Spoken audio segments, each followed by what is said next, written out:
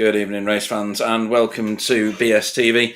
This is Simability V8ESC Season 12, brought to you by Simability. This is rounds 7 and 8, and we are at Sandown, a track absolutely synonymous with V8s. A brilliant place for V8s to be racing on iRacing, and with V8ESC, you're going to see some absolutely fantastic racing tonight. We've got a 30-minute race followed by a 60-minute feature race. We've got about 200 different leagues that everybody's racing for. And I am in the booth to entertain you tonight. I am Pete Bingham. With me in the booth, maybe at some point tonight, if he can wrestle himself away from his beer and his food, will be Wobbly Kneecaps, Weeby Kneecap. Hashtag soon, as Sam has just put on there. And we'll skip over the fact that he's got one too many M's in Wobbly's surname. And on the cameras, as I've just said, is Sam Boozen. Good evening, Sam. Good evening, everybody. So we've got 29 gladiators in our session tonight. We are looking at 15 minutes qualifying, so I'll try and get through all the runners and riders for you and who's doing what in the league. So, like I said, we are at Sandown, 30 minutes, first race after this qualifying session, 1 hour, second race after the first race, and a little tiny break. We have recently confirmed the rest of the season as far as I understand it, but it's not on the website just yet. So, in terms of standings, in your Simability Cup, which is the main trophy that these guys are racing for, Simon Trendle is your championship leader. He leads overall and he leads with a drop score as well. So 328 points overall, 245 with a drop score. Tyler Newitt for BSTV Green is in second place at the moment. He's not far behind, 308 points, so only 20 behind of a total score, and 228, so about the same. With the drop score as well. He's had some very, very reliable races, and hopefully Sandown is good for him as well. Always good to have a BSTV car in the top three. And third at the minute is Kenzie Newhoff. Has done remarkably well in all his races up so far. He's on 271 points, so he's got a little way to go, but he's still in third. That's an overall score, and 248 with a drop score. So technically, he is second place with a drop score. I'll go through the top five. Jamie McKnight is your fourth place in the championship. He's on 263 total points, 210 with the drop score. And then fifth is Johnny Brandon. Had a few unfortunate races, nothing to do with his racing, most of it. Just had some incidents with other racers. He is in fifth because last time out he did extraordinarily well. You can see the two XVR cars there getting ready to do their outlap before they do their quali. So he's on 231 points, 245 with his drop score. So that actually puts him third overall with the drop score. So once that crossover happens, he will be higher up the grid, as long as he has a decent series of results tonight, than his position says with overall points. So, fascinating. In team standings, it's not really that different. The team on your screen, Team Holden for XVR, they lead the way. Team Chimera, which is Simon Trendle and Jamie Wilson's team, are in second. Look at that formation flying from the two top teams. What does that tell you? They're at the top for a reason. And BSTV Esports Green, Tyler's team and Adam's team, are in third place, and they are formation flying as well. It shows you how serious our racers are for this league. And then fourth place is NQR at the moment. That's Tony Klusterman's team. There he is. So that's himself, Jamie McKnight, and I can't remember the other one. Don't remember. Wayne Sanderson, I think it is. And then NQR Europe are fifth. That's Bob Woodhouse, Ant Woodward, and I've forgotten the other one as well now because I'm stupid. Never mind. We'll come back to that. They've got 339 points. The team ahead of them, 394 points. There's only 1 point between the two NQR teams. 457 for BSTV Sports Green, 504 for Team Chimera, 555 for XVR Holden. So, plenty for everybody to be driving for at the moment. In terms of driver of the evening, Simon Trendle leads the way with Kenzie Newhoff in second, Stephen Phillips in third, Johnny Brandon fourth, and Jamie McKnight fifth. And that's all the guys that have scored points so far. Safe Driver Award is held by Tyler Newitt at the moment, with David Blake in second and Chris Sherburn in third. And then we move on to the head-to-heads, which I really don't understand that well. I really should by now. And everybody keeps telling me off for not knowing anything about it. They are still in their group sessions. I'll just read out the leaders of the groups at the moment. So, position 1 in Group 1 is Simon Trendle, with Tyler Newitt, Ant Woodward and Rich Warmingham. That's 1, 2, 3 and 4 in Group 1. In Group 2, Johnny Brandon leads the way, with Steve Lavallee, Jamie Wilson and Nikolai Bogatyrov in close company. In Group 3, Kenzie Newhoff, Marco Namela, Adam Wright and Victor Morjon fight it out at the top 4 in Group 3. And finally, Group 4 is Jamie McKnight, Bob Woodhouse, Stephen Phillips and Wobbly. Obviously, Wobbly's in the booth tonight. Excuse me. And they're fighting it out for the top spots in Group 4. So, again, we are quite early on in this season. Everybody has got everything to play for so far. And the last one is the Fred Bingham Forever Forward Award. So this is for the driver who does the most overtakes. We have Jamie McKnight leading the way, as he has done since the first race. 46 positions gained. He's not always qualified terribly well, and there were some incidents where he got pushed back, but he has overtaken 46 other drivers already. Second place, Kenzie Newhoff. 38 positions he's put behind him. There he is coming out of the pits there, ready to start a race. The pits is on a different side to what you would normally expect, and so it's like the Silverstone side of the track. So they come across onto the non-racing line in order to let people go when they come out of the pits. So if you're wondering why that's happening, that's why. Adam Wright is in third place. He's put 29 people behind him, as has my co-commentator tonight. You're in fourth, Sam. What? You're in fourth. That's a pure joke. I'm not lying. You're in joint third, technically. But on the basis that Adam's name starts with an A, I think, he is above you. And then fifth place is Jamie Wilson with 25 positions gained. So, brilliant performance there. It shows that the people that end up at the top, the people like Simon Trendle, for instance, they qualify well and they start well and they stay good.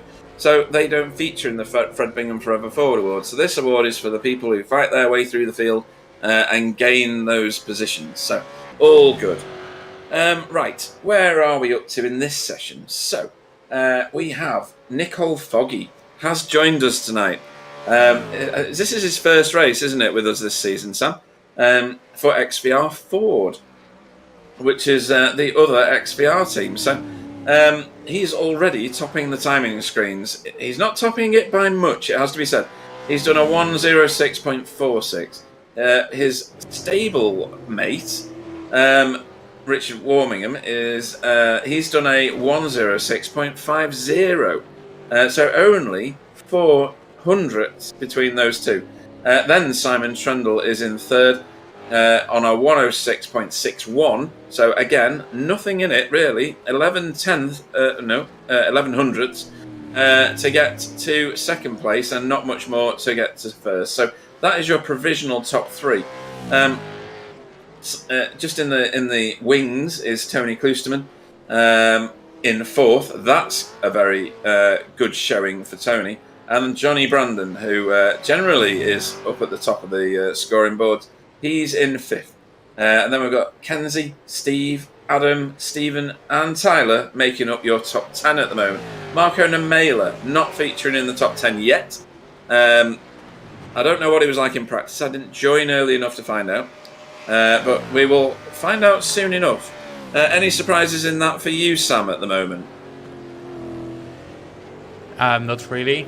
I mean, no, it's pretty standard. Stephen Phillips is doing very well, given the fact that he's in the top 10 in the company he's with. But he's done some good qualifying this season. He's also done some good racing. So I think he might be one of the dark horses for this one. I think the second race with the reverse grid is going to be a real tantalising spectacle for everybody. So that will be something to behold once that one kicks off and we get into the feature race. People moving up the field at the minute. So Vincent Skilbeck's moved up to 14th. We've got good laps going in at the moment from some other drivers. Some are just coming out of the pits. How long have we got in this session? We've got only about 3.5 minutes, something like that. These guys are going to have to get a wriggle on and put some laps in. What have we got going on further down the list? So 15th, David Blake. 16th, Jamie Wilson. 17th, Bob Woodhouse. 18th, Jamie McKnight. This is why he picks up so many positions. Victor Morjon in 19th, sorry. And Rob Venn rounding out the top 20 at the moment. And then we've got another 10 drivers beyond that because Nikolai Bogatyrov has joined. So a very, very healthy grid at the minute for this season. Always more welcome, obviously.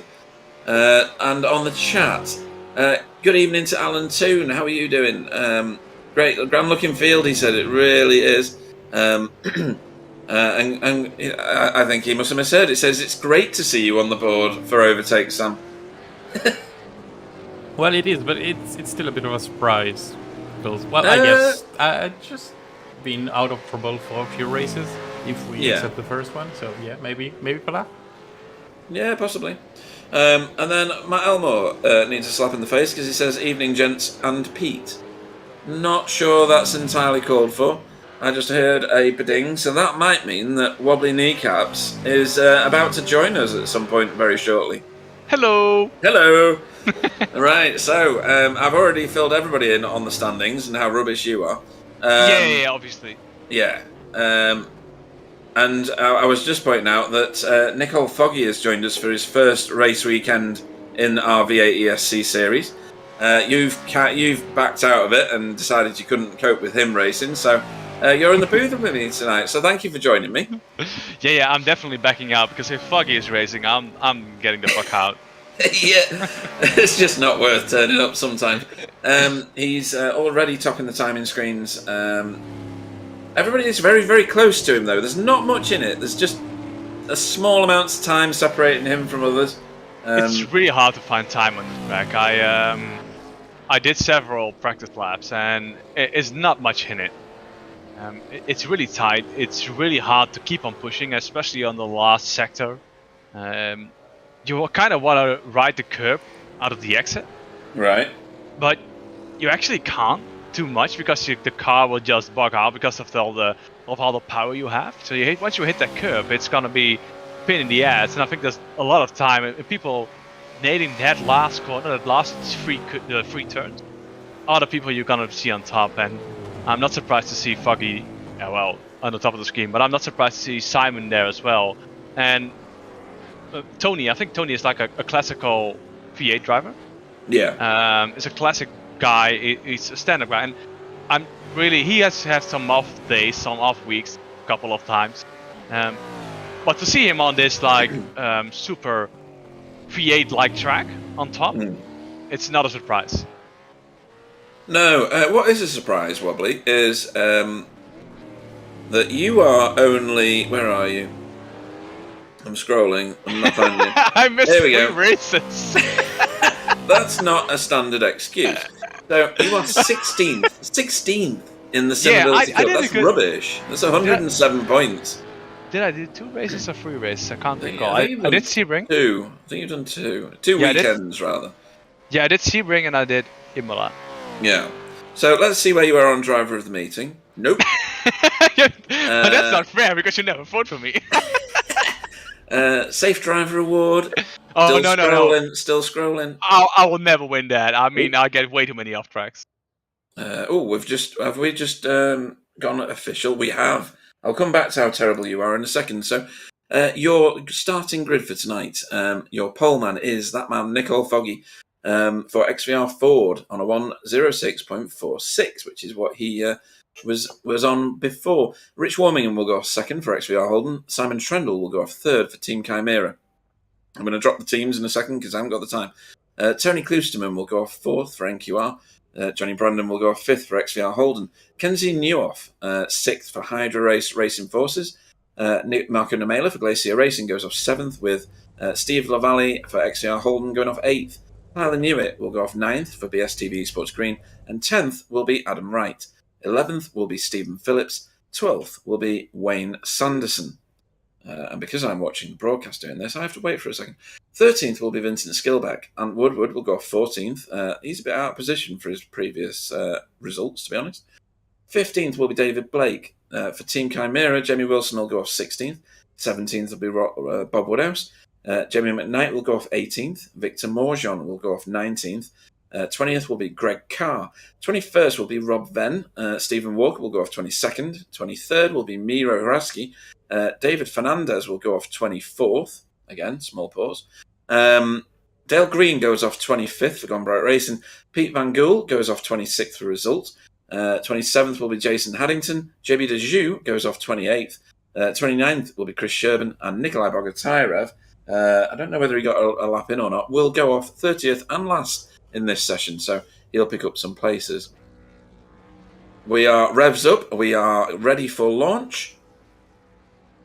Yeah, I'm really looking forward to this track. And we are go. Yeah, this is going to be a real feature to watch as they come piling down. And look at that, they've spread out over the entire track, Wobbly. Foggy did really get a good start. He came out. I look at that free wide in for the first corner. And turning cars behind. There's a car gone sideways in the background. Oh, still on the right. Oh, and there's one on the grass. That's Tony. That's Tony. Is it? Yeah. He's taken the extracurricular route there. Oh, it's a big collide. Oh my God. Oh, yeah, they gotta hold. You gotta hold, mate. Ooh, this is massive. This is a massive collision. I think someone spun out and got hit by the rear and spun out. And then they all just collided into it. And caution has been thrown because of a block track, so we are under caution at Sandown. Good call. Wow, that was immense. That was crazy. So this might give us chance, and the drivers chance, to sort themselves out. What on earth happened there, Wobbly? Yeah, so Tony got back on track, and I think that somebody got tapped on the rear. Yeah, that's what I said. So Johnny got tapped in the rear, and then everybody just piled in him, and there's no way to brake on time. No. It's just complete. It's a mess, and it's just once you're in it, it's just like this complete traffic jam. You don't keep your head. You can't even hit the emergency lights because they're not in it. I mean, there's some cars there that just look like go-karts on a beach. I mean, some of them have got no panels on at all. Yeah, so Tyler got a top few, and he got through us. Oh no, he didn't. He got tagged in the end. I think he got unlucky. Massive pile-up. I think Tyler got that code. Yeah, I'm sure. Solid air moment. Right. Okay. So who was on his That was Neil Foggy and Johnny Brandon, the first incidents, and then really almost everybody behind. Yeah, because that was a proper block track. Oh. Yeah, this is really unfortunate. I think that everybody was. It was a really close proximity they were driving at. Yeah. And yeah, once there's a car on its lid there that's had to reset. I don't know who that was. I think it was possibly Steve Lavallee. Or maybe Marco Nemela. I mean, we've seen crashes like this in the real world V8s. So this is further back, I expect. That's Bob Woodhouse turned sideways and people avoiding him. That is Vincent Skillback in his wheelie bin, setting his car around the right way. But he doesn't like a car which is completely great. Yeah. He just likes broken cars. So Tony Klusterman, I think, pulled a blinder there because he went to the grass. I don't think he actually collided with anybody. I think he played it very, very calm and cool, and I think he's ended up okay, has he? He rejoined in a safe manner. I have to. So Sam, can we get a top view from what happened with Johnny there? Great camera work, Sam. Thanks. Yeah, I said no off camera, off the broadcast just to set him up. Yeah, there we go. Right, what we got? So we got Johnny going in right here, and he just collided. Yeah, he's just. Oh, he got a bit of a wiggle, and then the car behind him got him. Yeah, so the car behind him had a better exit, and Johnny was a little bit of a shadow on the corner. Yeah. And I think that the car, I didn't really see who was it. Who was that behind? Was it David Blake? No, it wasn't. But he had a better exit, and just didn't expect Johnny to have a worse exit. No, absolutely. So that was Nicole behind Johnny. It was Nicole, was it? They are teammates, yep. right? Don't think so. I don't know. I don't know. They were once upon a time. They do practice. They do practice together. I know for. Yeah. Nicole is. He's got XVR, just a different paint. Okay. A paint for somebody we won't call the name, even though we're using it. Yeah, I don't. Well, yeah, exactly. I think he typed his team name in as XVR Ford, so I think he is registered for them. So everybody's up behind the pace car now. Lights are on. Mailer has left the session. Are we gonna let the pace car off for one more lap? Are we gonna one more lap and then we're live again, right? I think one more after this because the lights are still on the car, on the pace car. So hopefully everybody who needed to managed to get to pit road and has sorted their car out. They do get a free repair in this. Bob Woodhouse will be very proud. He's got the fastest lap. So let's go through some of these comments that's going on. So Carl Hardy says I showed how not to do it the other day. I think they've top trumped you, Carl. Has to be said. You did come and view at the right time, Russell Cowell. We're racing. We're racing. Worst I've seen for a long time, Alan Soon. Whoever was reversing down the track was a bit silly. Yes, it's too much to learn a new track in an hour, says Marco Namela. Yeah. Chris, you need to watch the broadcast for like 5 minutes ago. It's epic. Just watch it. Be 5 minutes late. Don't worry, you will catch back when it's the between session, but watch it. Yeah, and just so you know, Chris, it's not the connection between you and the UK which is making this slow motion, or you and France rather. We're behind the pace car. Russell Cowell, we're racing. Oh dear. Right, so yes, we will be. I think we're single file restart. I think that Simon came through. Yeah, Simon Trendle. Yeah, I think he threaded the needle. Yeah. Yeah, with Rich, they avoided the whole thing, and Kenzie as well, I think. So those three, they really came out on top. So where are the big punches now? So let me just go through and find them. Tyler Newitt down in 22nd. Wayne Sanderson in 23rd. 24th, Johnny Brandon. Stephen Walker, who has been really fast in this car, 25th. Nicole Foggy, 26th. Adam Wright, 27th. Marco Namelo has ejected himself. Tony Klusterman, actually not done that bad. He's in 8th. I think he's on for a good result here. What do you think? He was really lucky, I think. I mean, he's lucky or really sensible? I don't know what happened with him. Looks like a 5 restart, by the way. Ooh, 2 wide race start. It's going to be good. It's going to be just like a normal start. We might be doing a few yellow flags here, Wobbly.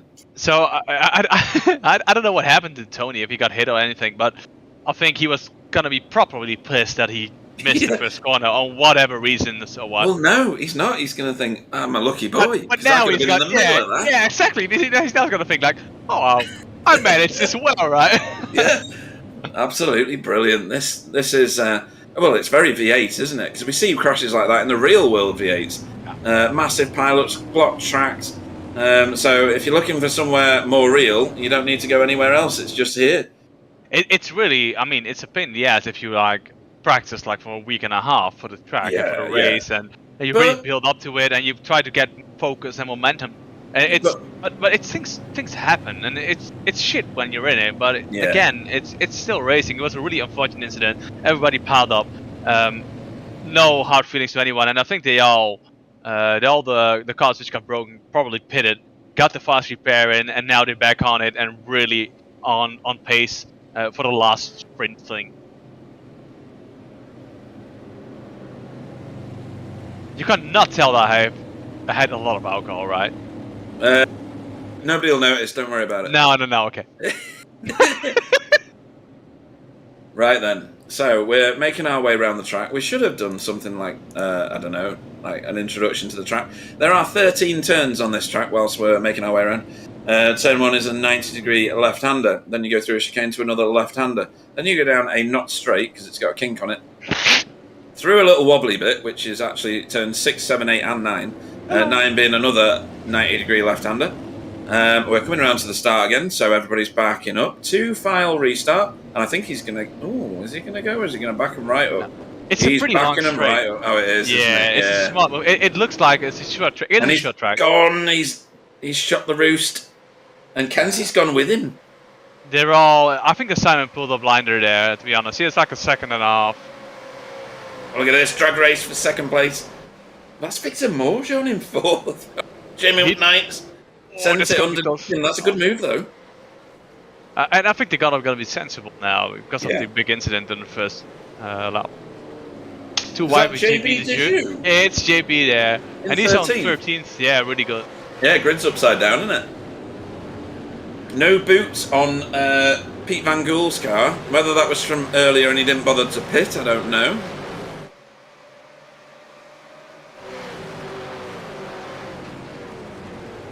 They all seem to be a little bit less on edge. Yes. Oh, here we go. Stephen Phillips on a recovery drive, because he did drop 6 places in all of that before, with a very, very battered Pete Van Gool car behind him. An overtake there for... 3 wide on the left. Whoa! Oh, yeah, that was never going to happen. Who was that? Bob That's Woodhouse. Bob. Yeah, that's Rob. Yeah. And he was... I think he was in with Adam Wright. And Adam Wright's got no bonnet, so there you go. They were 3 wide in that corner. There's no way you can do that. Oh. Who was that behind? It was Johnny. So, to be honest, not to judge, but that was a stupid move. You see the two wide, and then you try to get in, and there's no way, there was no room. And they were always going to turn in, so... Yeah, so it happens, but it was not the most sensible move, let's call it that. Yeah, and there's still... Well, Bob was still turning around in the background there, so back to racing.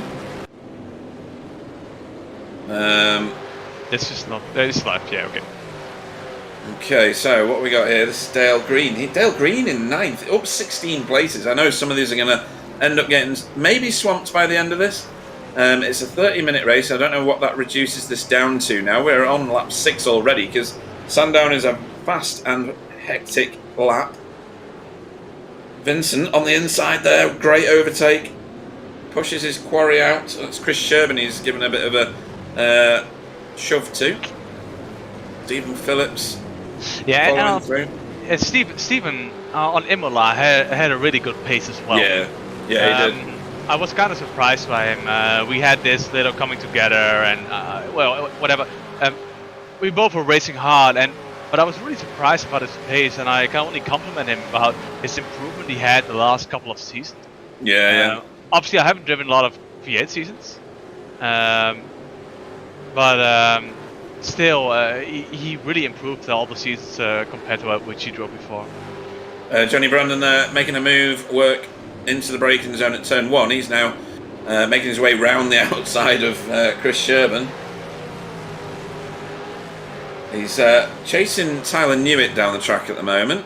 It's still going on back here. This is Rob Venn making his way through. He's showing a bit of damage there in that Holden. And in front of him there is David Blake. He's also down quite a lot of positions from the start, so I think he got tangled up in it all. Yeah, and if we look at Johnny and Tyler, they're already up to 18th and 16th. Same for Ann. I think Ann had a really good poly pace, right, if I recall. 8th? Yeah, he did, yeah. He did. Yeah, so you can see that the fast guys are coming through. But then again, you have to... while saying this, Jason Haddington got passed by Vincent. But they don't seem to be very slow. and especially JB seems to be on it tonight. Yeah. Even though they got Oh, like... no. Oh, no, he's they turning got- back round. That was Ant Woodward. Got into the back of... I think it was Jason Haddington. Look at how close Foggy is to Chris. Yeah. Yeah, it's Jason Haddington. He took a really, really wide line into the previous corner, and he should have given room, in my opinion, because Ant Woodward's car was all the way up the inside. He would have got a warning from his spotter. Should have given racing room there, I think. Your opinion? Sorry, I was actually texting. Yeah, scratching your ass, weren't you, or something like that? Sorry. Yeah, I was actually texting. Sorry. Were you actually referencing funny things about Australia or not? Funny facts? I haven't had the time yet, but I will. Oh, you had one job. One job. I know, but I had one job as well because my parents got like this marriage thing, like this.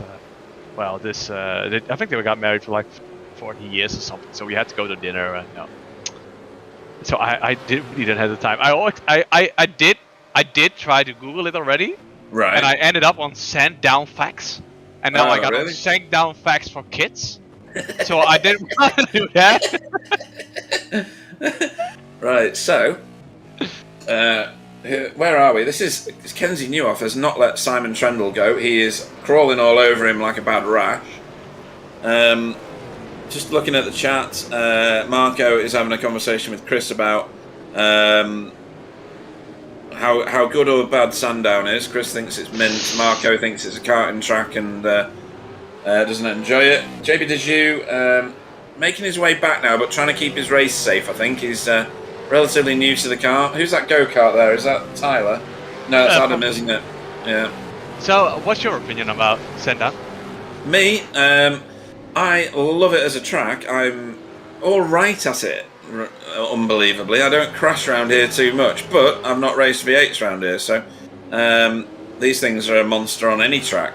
And with a tight track like this one, where there's a lot of tempting 90-degree corners where you just think, I'll just stay off the brake, and there's an overtake, you know? Just like that one, really. Is that Stephen Walker trying to get past Peter? Ooh, lots of wheel spin and kept off the racing line. Great racing, great self-awareness. Yeah, so the thing, the way Stephen saved it, I did like, I think a half an hour of practice, and I had a lot of incidents on that corner. It's really hard to get the power down on that one. Right. And you really, if you're going too aggressive on it, you spin out to the left, and there's insane barrier. I don't know why they placed it. If they just placed like a gravel track on the left, something like that, you should be fine. But once you hit that curb, you go on the power too aggressively, you turn to the left, and then, as we see, this is a great move by Tony on Victor. Or was it? Oh, was it? Oh, it was really late on the brakes. Is he? And you have to back out. Yeah, he's done it. It's a really good move. That was amazing control. Amazing control. Or amazing recontrol, or whatever. Ooh, who's this? Dale Green off track. I thought we were going on for an onboard lap then. No such luck. What happened there then? So he's being chased down by, I think that's Tyler? Yeah. And just gone way too hot into the corner. No rear downforce. It feels weird to go through the corner as well. You have to brake at... Normally you would brake at like the 100-meter mark, but it's too late. So you brake earlier than that. But this is a really thin line between a lot of grip and missing the apex. And especially when the tires wear off, it's really hard to keep on doing the thing. Oh, it's a lot of smoke on the left. Yeah, there was a lot of stacking up at turn 1 there. So how's Simon and Kenzie doing? I mean, I think those two are on it this season. Tyler and Kenzie? Kenzie and Simon. Simon, yeah, they're up at the top. He's not let him go. He's got like 3/4 of a second gap. And then Rich Warmingham's pulled onto the back of these guys by about the same. JB Deju doing a good job at the minute, so I'll probably just X'd him. He'll be the next one in the wall. He's got a queue of cars piling up behind him now. Yeah, he's basically like, I don't want to call him a driving chicane, but he's the car like on bottle. Yeah. They're all stacking up behind him, and not to say that he's slower than the rest of them. No. But he's doing a good job of staying ahead at the minute. the only thing JB's got to do, and that's my personal advice, is that he should just definitely fight for every position and stop letting people by. Yeah, it's more advertising for Shriners Hospital. It's a children's hospital that he has as his sponsor in all races. He stayed wide there to let people through. Yeah, he should That just can catch people out doing that, though, to be honest. I think he went too far into the corner, though. Oh, yeah, he overshot his brake marker. Yeah. On board with Nicole Foggy, he's already... I don't remember what position I said he was in earlier, but he's now back up to 14th already, with Johnny Brandon behind him, who's just overtaken Ant Woodward. There's so much happening at the same time. It's just everywhere. I mean... Look at this overtake from Steven. Hopefully Sam pities me for when I have to broadcast, do cameras on this one. And then Rob is going to get past as well, and they're gonna collide, I'm sure. Oh, there's no room there. I think that JB was... he did the right thing. I would never have let any space there, but he did the right thing. Miro, where you going, mate? Oh, Miro! So, on the previous corner, it looked like he'd lost control. And he cut the corner. Yeah, and then something else happened. The curbs here are brutal, aren't they? If you hit that curb too hard, you're gonna unsettle our car quite a bit, and then it's just out of control. Yeah, right. So he got on the brakes. Oh, he got tapped, I think. Yeah, I think he got a solid air moment, is what I think he got from Vincent. And there was another crash after it. He did. To compliment Miro, he really held his brakes spot on. Yeah. It could have been way worse. I think he's got solid air here. Oh no, he did get tagged. He got really tagged by Vincent, and then Vincent got into Chris, is it? Chris Sherburn? Yeah. Such a tight track. It is. It's all the iron barriers. I don't know how you guys call them, but all the what? I don't know. We just call them fangrails. But you guys, of course you do. We have an ointment for that. but I did find a really good fact you're gonna enjoy. Oh, go on then. Let's have a fact. Is it a Sandown fact? No, it's not. It's an Australian fact. But let's wait till see what Foggy is gonna do, because it looks like he's gonna do a move. Rolling all over Vincent at the minute. Chris Sherbur's trying to get positions back here from Tyler. He's got a lot of curve there. Ooh, Ant Woodward a bit wild, but he's made that work brilliantly. He's already passed him before he's actually on the straight. Right, so... Okay, this is like a safe one. Yeah. So, former Prime Minister Bob Hawke, I don't know the guy, but he apparently set a world record for sculling 2.5 pints of beer in 11 seconds. 11 seconds? 11 seconds, 2.5. What a legend. He's my... I mean, I'm gonna make a fan club out of it, right? Yeah. What a legend. What a guy. I'm gonna have to Google him later. What was his name again? Bob Hawke. Right. Yeah. Oh, I'm gonna have to make a shrine to him or something. That's a legendary amount of beer to take. So Nicole Foggy up to 11th, picking him up and putting him down. Next victim is Vincent Skilbeck. Hopefully everybody was in agreement that there was a yellow thrown, because sometimes that can be a bit controversial, but it was a block track, so I really don't care. JB looks like he's fighting here. He wants that back off Jason Haddington. Yeah, and I think Jason has been improving quite a bit lately, as has been SCV. He's spinning less, although we came from like 6 spins per race to 1. Oh, that's JB in the wall. Oh my god, our curses are strong, aren't they? Looks like on a straight or something. I think it's in that first turn before you get onto the straight. Has he got a tyre off, or is he... Oh, that's weird. What on earth is that? That's a weird spin. That's just odd. That didn't look like netcode. It didn't look like he was overdriving the car. It just spat him out to the left. Unlucky, JB. That doesn't seem justified from the iRacing physics. Anyway, we have to deal with these things. This is Kenzie, and he's still absolutely bolted to the back of Simon Trendle. Yeah, like last race when we were driving on Imola, I was in front of Kenzie and we had a really good fight. I have to admit I did try to block him a little bit to get Tyler an advantage, but the way he passed me, it was like a really clean matter, and the way he tried to, overtake me was on a really real driving style way. Right. I really appreciated the way how he drove against me. And I think that Simon and Kenzie are an example for how driving should be on iRacing. They're really fun to drive against, and especially driving against us too. Well, like now, the Simon and Kenzie against each other, it's gonna be an amazing battle. Yeah. Right till the wire. Oh, what's going on here? That's Pete Van Gool letting Bob Woodhouse go, I think. Yeah, Pete is struggling with the car. I mean, he doesn't have a. He's new to it as well. It's never easy when you're Stephen up had against an these incident. guys. Stephen had an incident somewhere. Stephen Walker, yes, he's dropping quickly down and he's vocal on the chat. So this one might be a bit tasty when we find out where it is. I think he locked his tire. I think he's apologising. That's what's going on. So let's see. Through the S's here. This is 6, 7, 8, and 9. Oh, he did. Oh, right. He didn't do much. That was Chris Sherbin. Chris Sherbin has been in the thick of everything tonight. Wrong place, wrong time, at least 5 times. Steve was probably a little bit close towards his rear, and he tried to break. Oh, JB.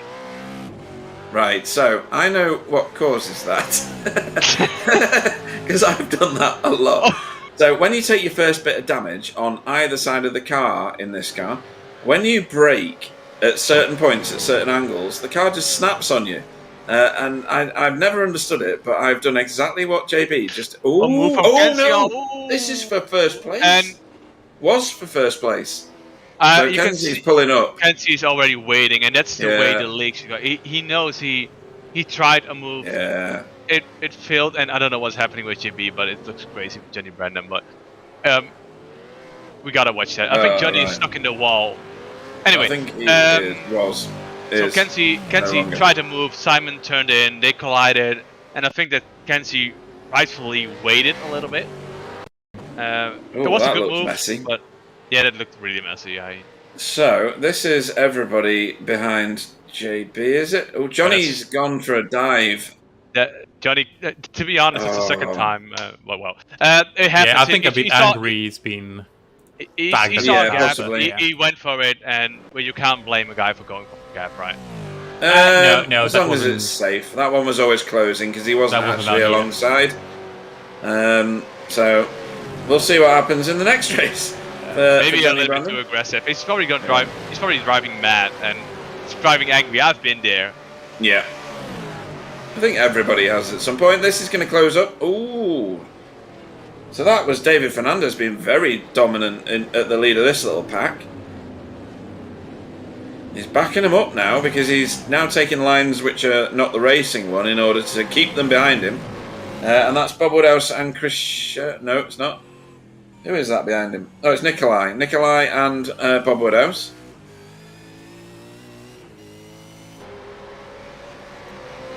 So, can we have a replay of the incident between Kenzie and Simon? Sam? I think that like a lot of things happened at the same time again. They did, yeah. These guys need to time it out. So, Kenzie went for the move, and he is alongside. Oh, he wobbled. He wobbled. He hit the curb on the inside and just washed out a little bit, and it's really into the thick of the league. Yeah, it's really in the thick of the league. That I really appreciate Kenzie noticing that he made a mistake, he made an error, waited for Simon to get by again. Really, fantastic racing. Very respectful. And that's what BSTV leagues are all about, and what V8ESC has been about for many years now. These guys continue to fight it out. They're back together with Rich Warmingham being your new race leader, as you saw just now. So we didn't mention that, but did Rich won a race, like a V8 race or any race on BSTV already? He's won 2, to my knowledge. I may be corrected on that. He may have won more. He's a very, very capable racer, to be honest. Been in the XVR stable for quite a long time and always performs very well. He's one of those drivers that finishes at least in the top 8 virtually every race, and therefore is a candidate for winning championships, even though I don't think he's ever won V8ESC. Trying to find on that website from Clyde. Yeah, but I think the website is broken. Yeah, I think so.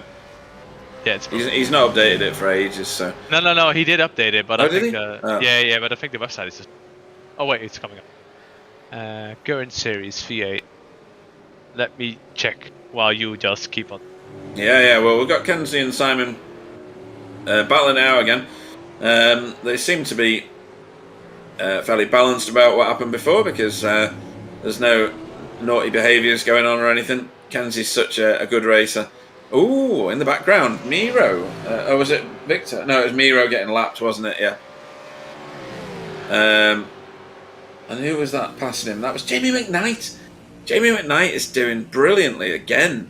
He's taken 14 positions in this race. That's gonna pump him up that Forever Forward award, the Fred Bingham Forever Forward award. Nikolai Bogatyrev dropping down the order, Sam, on my screen. I don't know whether that's legit. Or is he going up the order? I can't tell now. I don't know what's going on.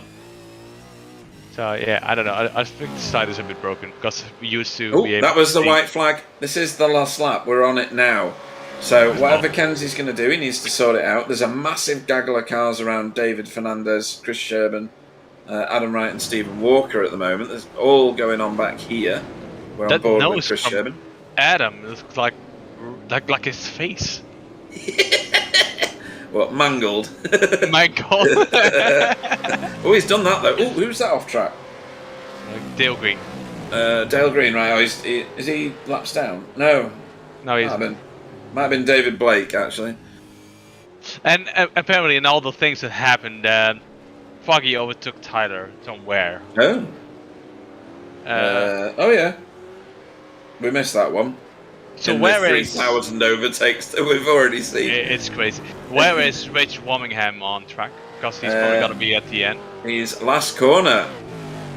So really good job. He stayed up to take a pit. Good job. Good result. Really well deserved victory. And really good points for XVR Holden. Simon Trendle comes home second with Kenzie right behind him in third, gives him a respectful flash. And Jamie McKnight deserves a shout out as well. Coming in fourth. I mean, I know the guy has a history with BSTV winning like GT4 leagues, stuff like that. He does. Seen him this far up. Yeah, he's a brilliant racer. Look at that! He's still fighting it, and he's done it. Oh, he's done it! Yeah. Sold him a puppy there, and he got it. That was Chris Sherman, who just had a lot of wheel spin on the exit right in front of Steve Walker. Stephen Walker, I don't think he's going to get another position because this is the last corner here. So brilliant racing from some of the guys after the incident at the start. JB crossing the line there, a lap down now, but he's done good to get to the end. To be honest, look at some of the cars. And one of the a couple of guys we haven't quite mentioned is like Greg Carr, 7th. We spoke about Stephen Phillips, came in 9th. Greg Carr finished well. So we end up with a reverse grid for the second race. Now then, I don't need to do anything yet in terms of extending. So, all right. So your heat 1, or rather round 7, race winner was Rich Warmingham tonight for XVR Holden. Simon Trendle came home second for Team Chimera with Kenzie Newhoff right on his 6th. For Hydro Race Racing Forces. Easy for me to say. Jamie McKnight finished in 4th place for NQR, and his teammate Tony Klusterman finished 5th after taking an early race excursion on the grass. Victor Morjan finished 6th. Greg Carr finished 7th for NQR as well. They have mopped up some serious points, Wobbly. They really did a good job. Yeah, they did. Keep out of trouble and finish. Jamie Wilson finished in 8th, so Team Chimera mopped up a good amount of points as well. Stephen Phillips finished in 9th for Dashdown Racing. Nicole Foggy on a mega recovery drive finished 10th for XVR Ford, and in the chat in the simulator, he apologised for causing the initial crash. Tyler Newitt finished in 11th for BSTV Esports Green. Ant Woodward finished 12th for NQR Europe. Good recovery from him as well. Wayne Sanderson, 13th for XVR Ford. Vincent Skilbeck in 14th for Wheelie Bins Mayhem Republic. Nikolai Bogotyrev in 15th for NQR Europe. Also for NQR Europe, Bob Woodhouse in 16th on a recovery drive himself. Adam Wright in 17th for BSTV Esports Green. And then 2 Gone Broke racing cars, David Fernandez and Chris Sherman, who seem to be in the thick of everything. Stephen Walker in 20th for Spectre 6. Marco Namela has reconnected, so I think he's going to race the second feature race, or the feature race, which is second. Where was I up to? Dale Green in 21st for Gone Broke Racing. Peter Van Gool in 22nd for Result Clothing. Jason Haddington for RWC Racing in 23rd. 24th was Miro Vrasky. 25th was JB Deschutes. Rob Venn in 26th for BSTV Esports Green. David Blake in 27th. Johnny Brandon finished 28th for XVR Holden. And his teammate Steve Lavallee finished 29th. And Marco Namela, as we've already mentioned, for Glacier Racing, finished last in that one. So he's got a good chance of getting higher up on the Fred Bingham Forever Forward Award, Wobbly. It's going to be quite interesting because like a lot of guys just who have the pace to drive really fast to fight for wins. For example, like Marco, like Tyler, Adam a little bit because well he's fat, he's always slow. Johnny, all those guys, they are really quick. Yeah. And Foggy, and they all didn't make it to the top 10, so they are going to be right in the middle of it. It's a bit like having a top. Let's have a look. Tyler Newitt in. He's going to be a fair way down now. I think it's going to be like a top 18 reverse because of what happened. Yeah, and that's what it'll feel like, right? Yeah, and it's really hard to fight through that because you have the pace over some of the other guys. Yeah. But you have to. Like the middle pack, they break. Like let's say you usually break at the 100 meter mark, but the middle pack breaks at the 110. So it's really hard to go through that pack without.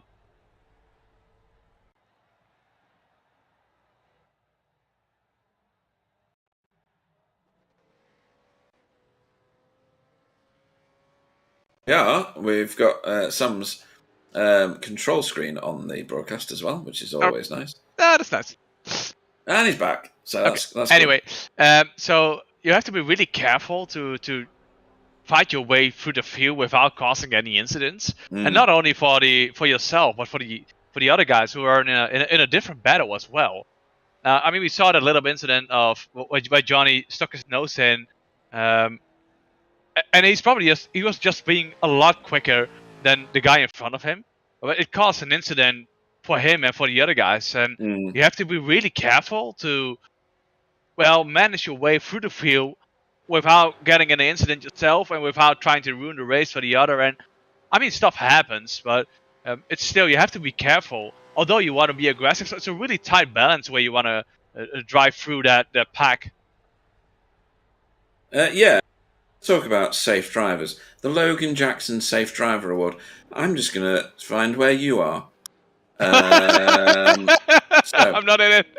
No, you are. I'm scrolling. I'm off the scale, mate. I'm still scrolling. I usually have a lot of off tracks. I mean, I try to push every lap, right? Who is this? Who is this in 35th?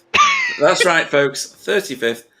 Wobbly Nika. You're in 35th. Yeah, you are a horrendous driver.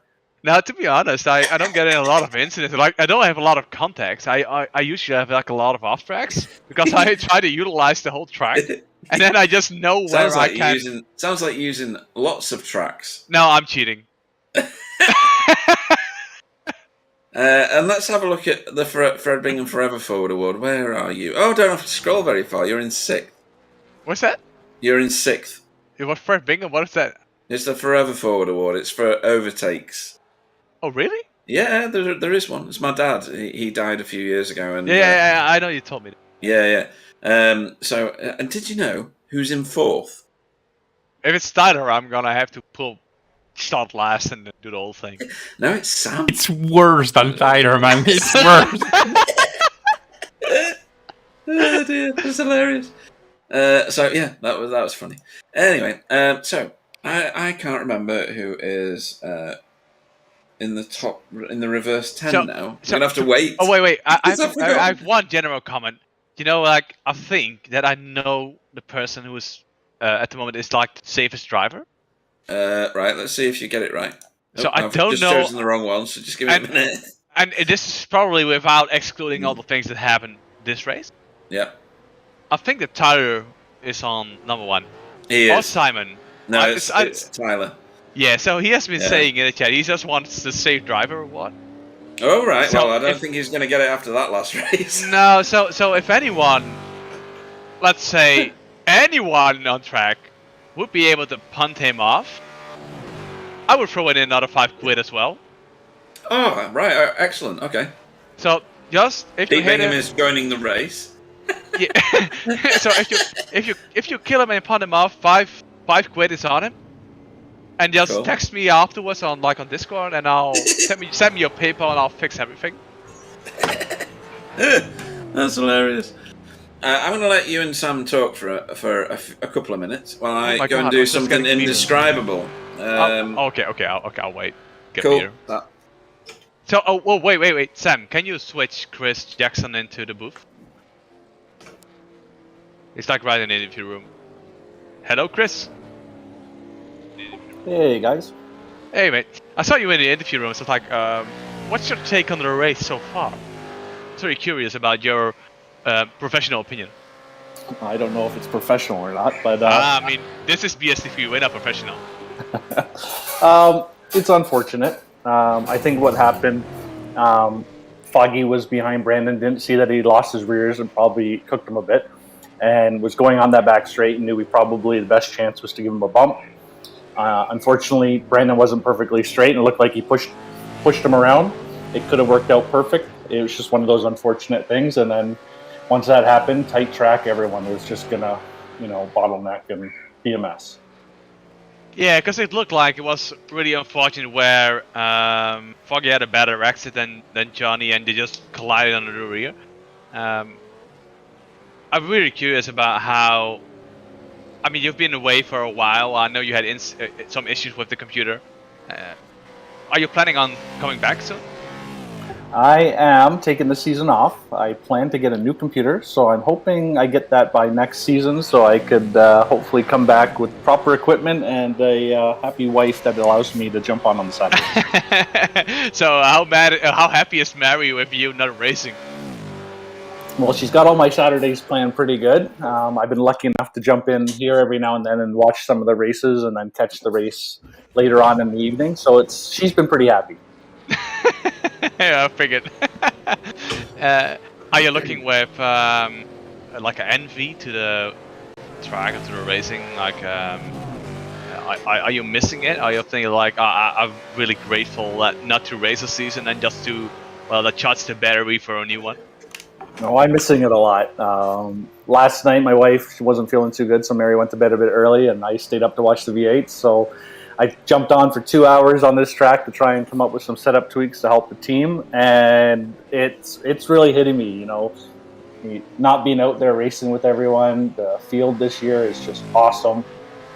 So I'm very jealous, but it's been good entertainment. I've been enjoying watching the racing, and it makes me want to come back even that much more.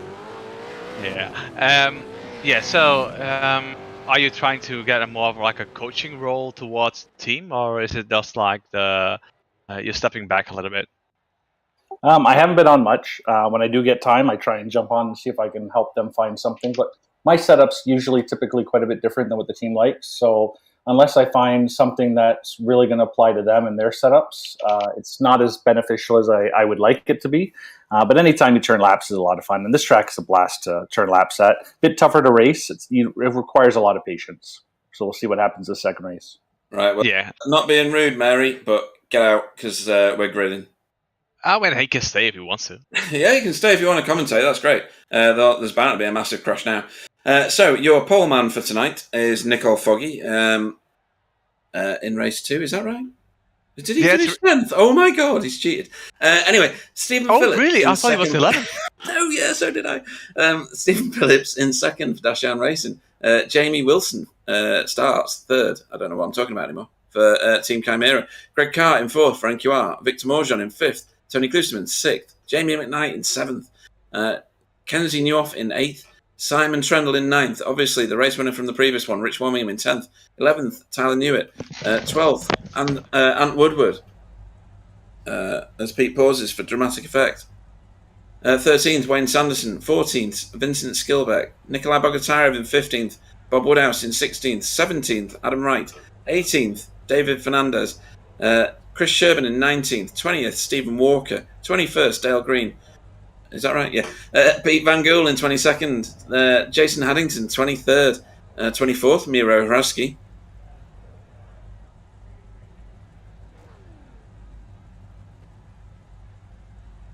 I'm sure there's 25th. 25th, JB Deshoe. 26th, Rob Van even. Dave Blake in 27th. Johnny Brandon, 28th. Steve LaValle, 29th. And Mark Mailer at the back of the field. This one's going to be dramatic. Oh, yeah, sorry. He's got a beer. He's got a beer. Have you got a beer, Chris? I got a glass of wine, sorry. Glass of wine, good man. That's what that's really delicate. So, we are just waiting for lights. Lights are on. And we are about to go. Whoever was gridding in third, it was Greg Carr. He's not joined this session. He must not be able to race the feature race. Thought he had a really good start, so did Simon. And it's already out the back of Stephen Phillips right there. And on the right, there's Jamie Wilson coming as well. 3 wide, never works here. Oh, it did. No way did it work this time. We're still 3 wide into turn 2. Let's hope for a better outcome than the first race. And we always get to see those big hints. And look how massive the field is. It's like 30 cars. It's just huge. Going through like a karting track. I think Marco was describing it pretty well. Yeah, Stephen Phillips is on the chat for some reason. I don't know whether he's impressed or annoyed with Tony Klusterman. I bet you're loving being a spectator of this, Chris, then, yeah? This is wonderful, yeah. He says, through gritted teeth, wishing he was racing. Oh, no. That's Adam right into the rear of that. I think he took out a teammate. Jamie? No, he took out... Wayne. Oh, no, he's taking out Wayne. Sorry, I saw a black car with silver writing and thought it was one of ours. Oh, that's unfortunate. Yeah, is that somebody who's waited? Is that Jamie McKnight that's waited there? No, Jamie McKnight got hit. Oh, he got hit as well, did he? He got hit by the front from Adam. Right, Adam into the pits because he's taken too much damage, possibly. So he's got alongside Wayne here. The wrong side, and this corner in particular is quite fast. Oh, he got a net code. He did. Solid and then he got hit, and then he got... Oh, that's just very sad, really. Typical iRacing, time to get to ACC. And he's back out after fixing his car. So, right, insider knowledge time. Let me tell you about this race, and Chris can tell me if I'm like... Oh, actually, Chris, what's the tactics for this race? If I was in the race, if I was in Foggy's position, I'd be going basically 25, 26 laps midpoint. Right. Maybe 30 laps, etc. If I was stuck in the field, though, I'd be coming in probably at the 20-25 mark, especially if I was getting held up. Fuel save a bit, put less in the car, and then just preserve the tires for your final stint and jump everyone in the pits. Do you know what, Wobbly? He sounds like he knows what he's talking about, because that matches almost exactly my insider knowledge. If the insider knowledge comes from Tyler, then it's probably off. No, it doesn't. It comes from someone way more reliable than Tyler. So, also in insider knowledge, which I didn't share in the first race, is that tyre wear is not an issue, but the curbs are brutal. And pit lane entry is particularly challenging, so we may see some penalties that we obviously wouldn't have experienced in sprint race because you don't pit, or you shouldn't, even though loads of them did, because they were all crashing. I can't recall where Tony started. Did you? I think he started like 3rd or 4th or something like that. Oh, because he's like Hang on, I can tell you. He started in 6th and he's up to 2nd. Wow. That's impressive. Stephen Phillips hanging in. Sorry, go on. No, that's a really good stuff because I know Tony has had a rough couple of weeks, couple of races, so every time he's up on the board, I really love to see him there because he's a great driver. He's the most mad Canadian person I ever met, though, but he is a really good driver. Where's his head at, Chris? Because he's not had the greatest of starts to the season. I think he's frustrated. He's got pace. He puts in the practice, and I think just some bad luck or maybe overdriving the car a bit. But I got to see his luck turning around. So a 5th place today in the first one and in 2nd right now. So he's got to be pleased with that, assuming everything kind of keeps going as is. Yeah. Just on the screen, we've got a Team Chimera sandwich with Rich Warmingham, Race 1 winner, in the middle of it. So the cream is starting to float to the top, Chris and Wobbly. Where is some of the others? So Marco Nemela's made his way forward a little from the very back. Jamie McKnight obviously shuffled himself right to the back nearly. Or not shuffled himself. Oh, I don't know. Stephen Walker. Yeah, Stephen is he's having a rough time in the car. He is, yeah. I spoke to him like a couple of weeks ago, and he told me that he really enjoyed the car. Oh wait, let's see what happened first though. So he's on his own, really. Good over the curb, yeah, just on the brakes. Oh wow, yeah, he's just got brake bias issues there, I think.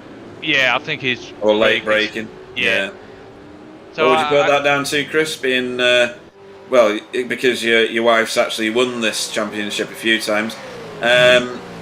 What would you put that down to? Brake bias or just braking too late?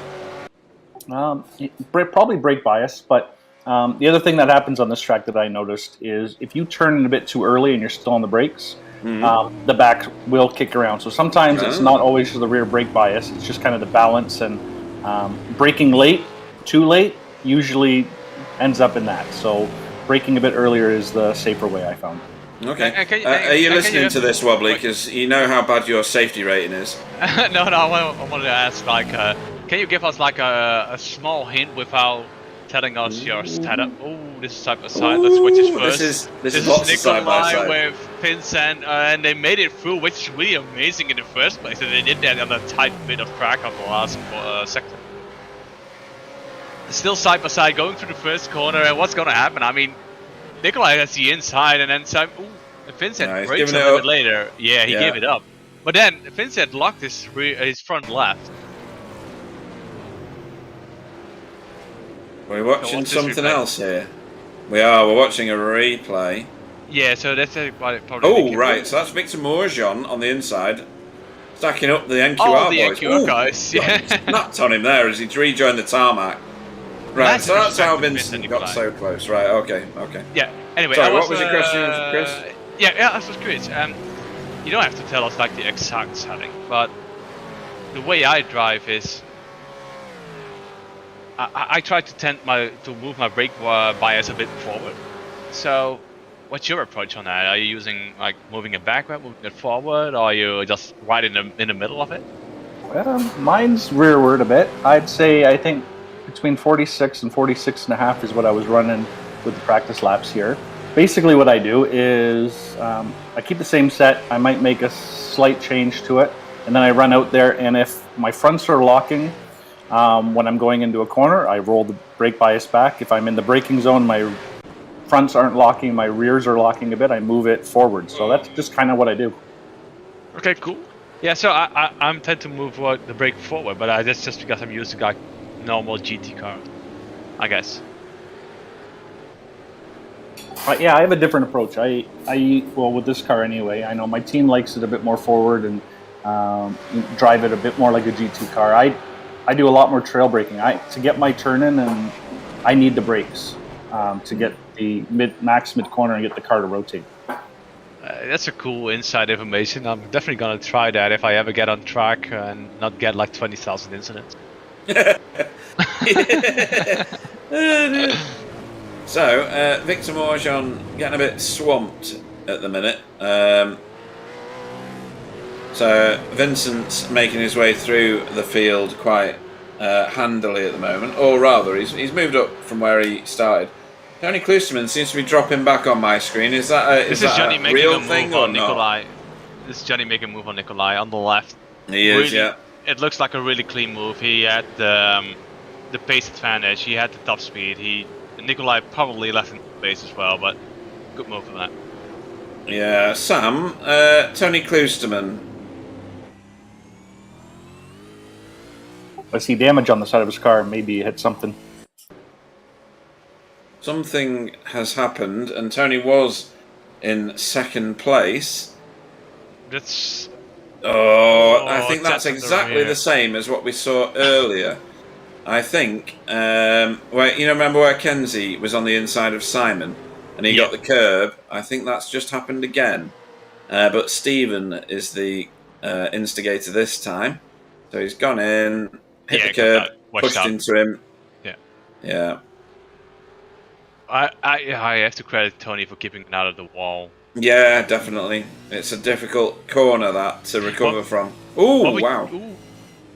Sorry. This is Kenzie on Steven, right? Oh, there's no room right there. And those curbs are really hard to touch. I mean, I softened the spring a bit as well, just to get, just don't get pinned out on those curbs because it's like such a large bump on it. Yeah. So I was curious about. I wanted to ask Chris another question. In that situation you just saw with, like Tony and Steven, what's your take on that? Would you just give Steven a little bit more room? Would you did the same thing as Tony? Can you elaborate on that? Once you go into that corner is so committed that it looked like Tony gave room, and I think he gave him enough room. It's just I think when Steve went in and braked, it's such a fine line to just clipping that inside curb kicks you out. And if Steven didn't touch that curb, they both would have got around there. But him hitting that curb, I think, is what pushed him wide and then put him into Tony. So there really isn't much more room that could have been given on either side. Just maybe Steven if he didn't clip that curb. And if Steven had backed out a little earlier, he would have made the corner, but Tony would have had the inside for the chicane, and then the pass would have been not done. So, it's one of those racing incidents. Pretty tough. It's unfortunate for Tony. So he gets to be a more mad Canadian.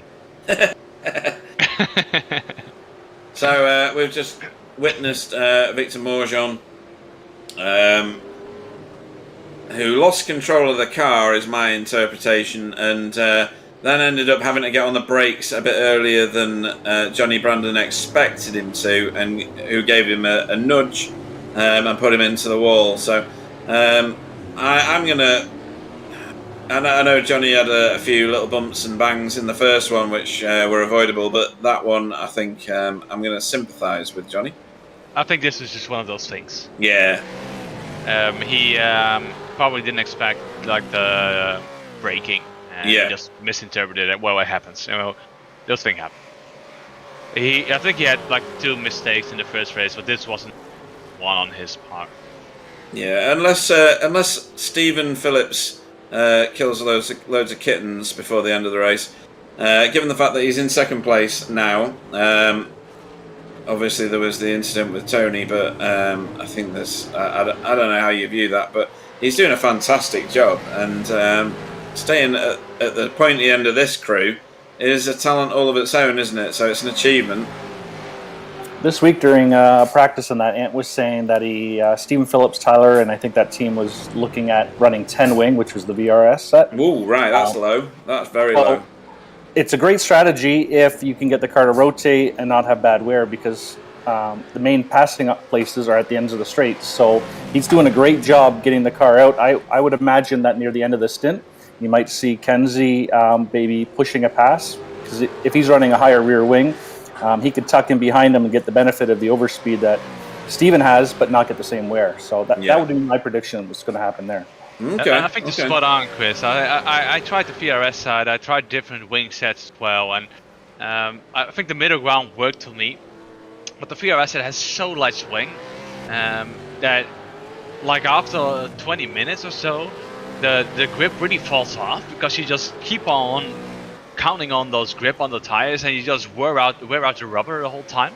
And if Kenzie's running more wing, and then he's probably gonna have an advantage over it on the long run. Oh, here we go. We've got an overtake coming, I think. Rich Warmingham is having a good look at Kenzie. And too wide for this. This looks like an easy corner, but you have to brake quite severely to get through that. Yeah, you can go too wide through the first part of that corner. It's the second part that really can tighten up quickly, and then you can have an incident.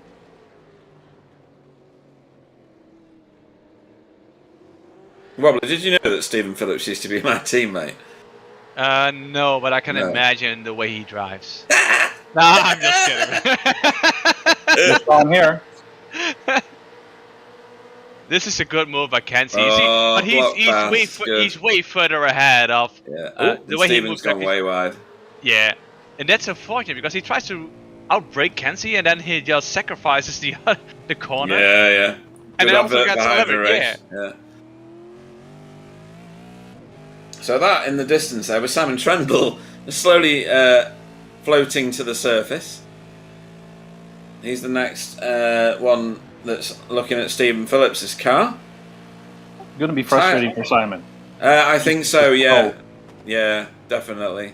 So, Chris, I still have another question. You're now in the booth with us. I mean, I reckon you want to come join us more often. I mean, I think you're welcome. When I'm available, I'll definitely jump in. I enjoy it. Cool. That's good. See, Pete, that's how I take the workload off. Right, Johnny Brandon lining up Vincent Skillback next for an overtake. So, just so that everybody's aware, Nicole Foggy is actually in this race. He's currently leading by 7.5 seconds. Nobody has really pitted yet. We've had a couple of visitors. Vincent Skillback has been in the pits. I think Tyler's just gone into the pits. So, I feel like this is a great moment Maybe. to call out the guy who tried to sell New Zealand, like an Australian guy, who tried to sell New Zealand for 1 Australian cent. Alright. And he tried to do that on eBay, so it must be true. Oh, well, yeah. I think New Zealand might be worth 2 cents. I'm not sure. So Vincent is from Australia or New Zealand? I always forget. He's from Australia. Oh, let's sell Australia for 1 cent then. Yeah, let's do that.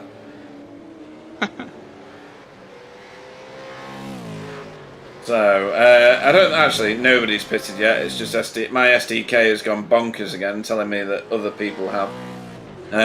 Unless they really have pitted for 10 seconds. Back of the napkin calculation. I figured with my Yeah. fuel burn, lap 18 was the earliest. I think that's around 20 minutes in. and you can Napkin go- calculation. I like that quiz.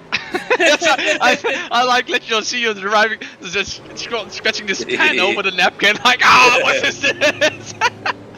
Yeah. That's great, mate. If I did that, I'd have blown my nose on it and gone, oh, damn it! Can't read it now. That way, if I made a mistake, I could blame the napkin. No, that's Yeah, too right. Yeah, always have an excuse handy. This looks like Tyler has a run on Jamie. Oh, yeah.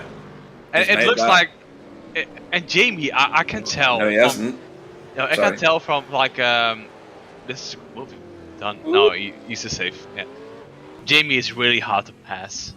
I'm telling you from experience. I mean, I had like a half a tenth. I was like a half a second quicker than him on certain tracks, but still wasn't able to pass him because the way he places his car is insane. So, we are currently watching Simon Trendle.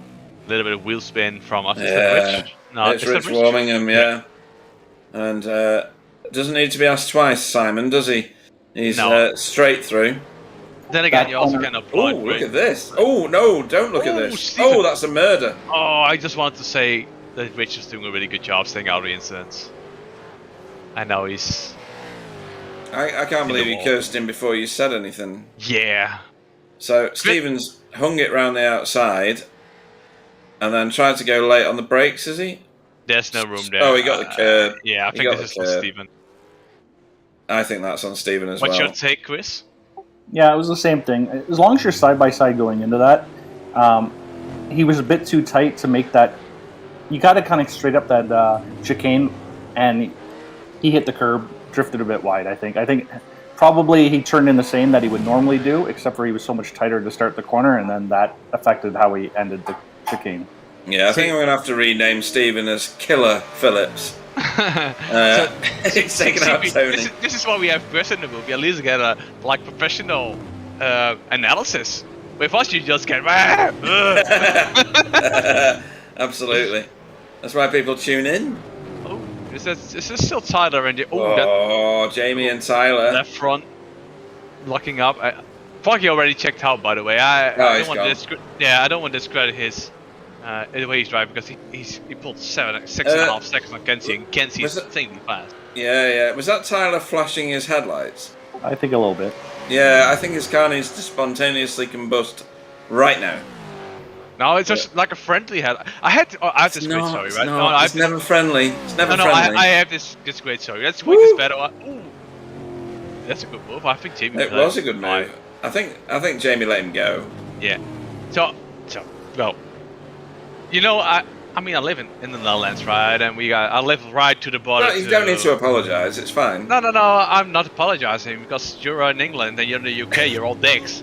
But anyway, I live right in the border where you can drive in Germany there's no speed limit, right? So in Germany? Yeah, there's no. Yeah, well, a certain spot there is, but yeah, autobahn. This is gonna be wait. Let's just watch this. Anthony and Steve are just going for it, and I think Anthony set him up perfectly for this one. I mean, Steve LaFelle. He probably got a better exit, trying to get the slipstream as well. And is he gonna try to get pull out? He's right on the left, and there's no bonnet for Anthony as well. And great move. He set it up like 2 corners earlier. Okay, great move by Steve. Anyway, so I live like right near the border, and there in Germany there's there's no traffic laws on the highway. It's like, fuck it, just drive 200 kilometers an hour. It's fine, you know.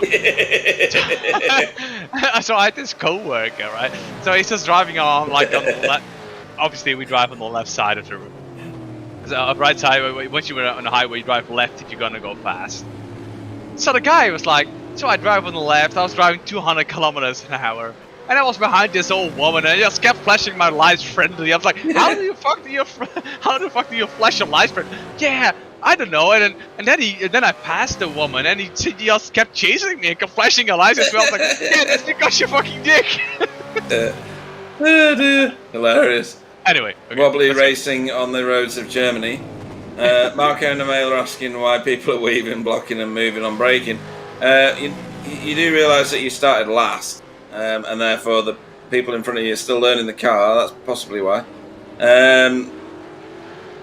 So, where are we? We are on lap 18. This is the beginning of the window, and as I say it, Ant Woodward has just entered pit road. I think that's a smart move. I think that... Yeah, just going in 20 minutes... On this track, with high tyre wear, I probably would do this. Yeah, he's one of your boys, Chris. Is that part of the NQR strategy, or is he making an independent decision based on where he is on track? Well, I think he was missing his hood, so he's probably got damage in straight line speed. And Ant's been working on his tyre management, so I think it's a great call. I think he can get some clear track, new tyres, fast repair, get out there and make the best of the race. So I think it's a great call. Cool. Looking at the track map, I'm not sure we will get any clear track, but let's have a look. It's pretty busy, isn't it? Everywhere. It's a bit like, what is it Bill normally says?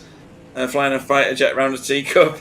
I don't know, it sounds like him. Yeah, that's one of Bill's sayings. So I think, Chris, that you're spot on. The undercut is like huge, right, on the V8s. It's pretty big. You get about 3 to 5 laps. I found here actually I was able to get 6 laps pretty close to my optimal pace, and then it dropped off a little bit. Other tracks it's usually 2 or 3, sometimes 1, and then makes the undercut pretty huge. So as long as people have been, Foggy's lap times are still pretty good. So you're not going to get an undercut on him if any at all. Johnny going wide on. There's someone. That's JB. Oh, that's JB with no rear boot. So Johnny went wide. JB spun out. Yeah, there's a bit going on there. So Johnny had done the move on Bob Woodhouse and then threw it back at him. So he overshot the corner. So and then JB decided to eject himself stage left. Oh, he spun out. Who did? Oh, right, and Woodward. And That's odd. Oh, and JB spun out by. I think he got hit. Somebody's greased the track at this turn. Just put some spit on it. Yeah. Yeah, so I think, and hit the grass on the left. JB got hit. No, he didn't. He got a tyre off as well, I think, or got on the curb and couldn't control it after the curb. That's what I tried to explain in the beginning. You hit that curb and you were just gone. You hit it too hard and it's Oh no! Who's that? Rob. Rob fan. He's reversing round the track. You won't win like that, Rob. At least he's faster than you. Well, there is that, yeah. Sam, that is not worth laughing at. It's not worth laughing at. I object. Chris, so I don't know if it's on the broadcast. I just said that statement like, That wasn't. like a dramatic laugh on the rear. I was laughing like a pig. pig. Yeah, I'm sure you were. Whatever. So, Johnny Brandon, Vincent Skilbeck, Nikolai Bogatyrev and Steve Lavallee have entered the pits. We're ignoring the nasty comments from my commentators. So can we get a look at the fight between Adam and Anthony and Ant? They're like within half a second. Yeah. And there it is. Yeah, so they've been fighting like the whole last lap. You can definitely tell that Ant and Adam are on the same pace. I do think that Adam has a little bit of overspeed, but then you see that on Sandown it's really hard to pass, and he clips the grass just as I'm saying that. It's just such a hard track to master, and I've been talking to Adam. I was, trying to get the track. I mean, I know the track, but I didn't get on with it with the V8. I think we were about the same pace, and then I felt slow because I'm on the same pace of Adam, and I'm slow.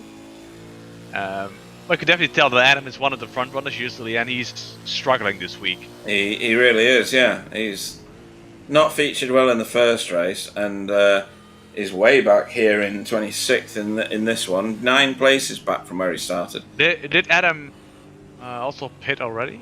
He has already pitted, yes. Yeah, so Chris, do you think that my co-commentators pick on me? Yeah, sometimes I do feel that. There, Pete. Well, that was good having you, Chris. See you next time. So, but Chris, is it? I mean, it's justifiable. I mean, come on. I gotta admit, sometimes it's justifiable, and sometimes what's this? This is like I'm getting bullied now. Victor Morjan in the pit. we got this great story about Pete.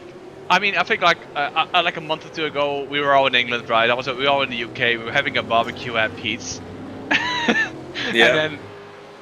And to be fair, Pete led his house. He was really generous. He still has to send me like the price of the ticket for Crofts with the race we went to and stuff like that. Just a reminder, Pete. Anyway, we had this great barbecue, and then first of all, you had all these different sausages. They're like, you got a dragon sausage, right? Yeah, dragon black sausage, just normal sausage, just pepper sausage. Whatever, every sausage you could possibly think he had. So it was great. Once they came off the barbecue, they were all black. That's the first thing. Like they were all fucking black. I mean, we were all like, it's great, Pete. Did you have some of the coal as well or not? Yeah, so yeah, we had the coal, right? And then he picked up this sausage, and the only thing he said, he just ran into it. I was like, oh, I got icky ants! I got icky ants! Oh dear. Anyway, good overtake. You see like James Stephen and Johnny right there, right?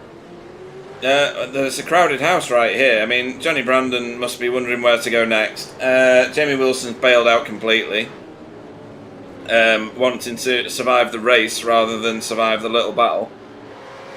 Nico, Foggy and Kenzie are both pitted at the same time. Hyler has taken another lap, so he's after the points. He wants points for leading laps. He's always working that and also trying to get the safe driver award now. And he knows that he's good at fuel saving. He's not the best. He's not as good as Simon is it. He's not as good as I am in it. And he knows he wants to get that extra 3 point for leading a lap. Was that ever on your mind, Chris, like leading a lap for a point? Or was it just, I just want to drive and race? No, definitely. There's quite a few races. Like last season, it was all about maximizing points. So sometimes I knew I was having computer issues or didn't get much time in. So maximizing the points with the bonuses, if it was the fastest lap or leading the race for a bit, was definitely sometimes that gave you more points finishing second and maximizing the points that way. Yeah. There's a car facing the wrong way in the background. I'm not sure who that was. I think it may well have been... Oh, I don't know, actually. Oh, here we go. It was David Blake. Excuse me. Oh, he's got too much curb. Too much curb. I drove against David, I think like 3 or 4 GT4 races. One was on Sonoma, it was his first race. I still remember that because he's a really talented driver. I think he's just like, from the top of my head, it's like 2.1 I rating or something like that. I don't really... It is, yeah. 2.1, yeah. Oh, yeah, I'm spot on it. And then he joined the GT3, like who's this guy? A GT4 league, I was like, who's this guy? And then he stuck it on pole against Simon and me on some racing or some point. And then, there's this Johnny making a move on Rob Bubel's. This is a clean move. This is a good move. He tried to throw it back, but he kept hold of it. Yeah, well, good control. I think that's... Yeah, good control on that one. That was good. Yeah. Tony Klinsmann is in second at the minute. Yeah, I think he still has to pit, right? And Wow, this is really close with Brian Rich and Vincent. Can we have a look at the pit times? It looked like Kenzie's outlap was 2 seconds quicker than Foggy's. I don't know if that was pit time. Let's have a look. Call, Chris, good call. Pit lane time 42.35. Tony's in the pits now. Pit time 21.42. Foggy's pit time is 22.61. So there's 0.2 there. I don't have a pit lane time for Foggy because SDK is brilliant. Yeah, I don't know. Well, it's something to look for at the end of the race because Foggy had 7 seconds. He pulled 2 back there. Now he's 3 seconds. So there's 2 seconds that maybe Kenzie picked up at the end of that stint. So maybe he has a less aggressive setup, and he might be there near the end. Yeah, let's keep a watching brief on that one. Tyler's still going round doing laps in the lead. We do have to point out though that Nikolai's, like Foggy's fastest lap is a 17165, and Kenzie's fastest lap is a 177. Yeah. And Johnny has a 174. It's insanely fast how fast Foggy's lap is. So Chris is basically saying, well, the Foggy's setup might be a little bit more aggressive than Kenzie's, and Kenzie's may be a little bit more spread out. And looking at the fastest laps, Kenzie, who's this? And Woodward. Oh, I didn't. He's going to have to wait here for quite a while because everybody's fairly spaced out. That's a gap right here. Now, yeah, that'll work. Oh. So overall general pace, Kenzie might have a safer setup and just might be able to close the gap on the long run. Maybe, but then Kenzie just did a 171, so... Oh, he did a 171. Yeah, he has the fastest lap now. With 4,000ths of a second, he's quicker than Johnny. Nikolai, sorry. Yeah. Well, he might have been tire saving. I don't know.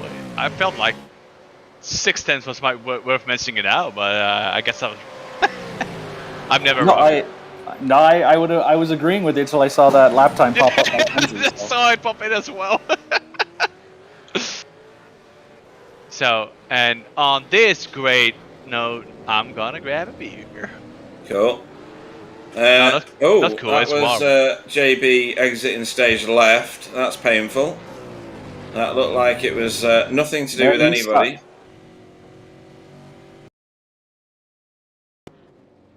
There we go. No, he just got too much drive and maybe a tyre off and it spat him out to the left. I think I was wrong about what happened with Marco Namela. So he said, if you learn the car, you can just block, weave, and move under braking. So I think he wasn't with anybody new. He was obviously with somebody else who is experienced in the car. So apologies there. This is Bob Woodhouse now putting loads of pressure on Jamie Wilson, who's been doing really well. He's dropped back a few positions from his start position as Adam does what with Victor. He's just very, very close to him, I think.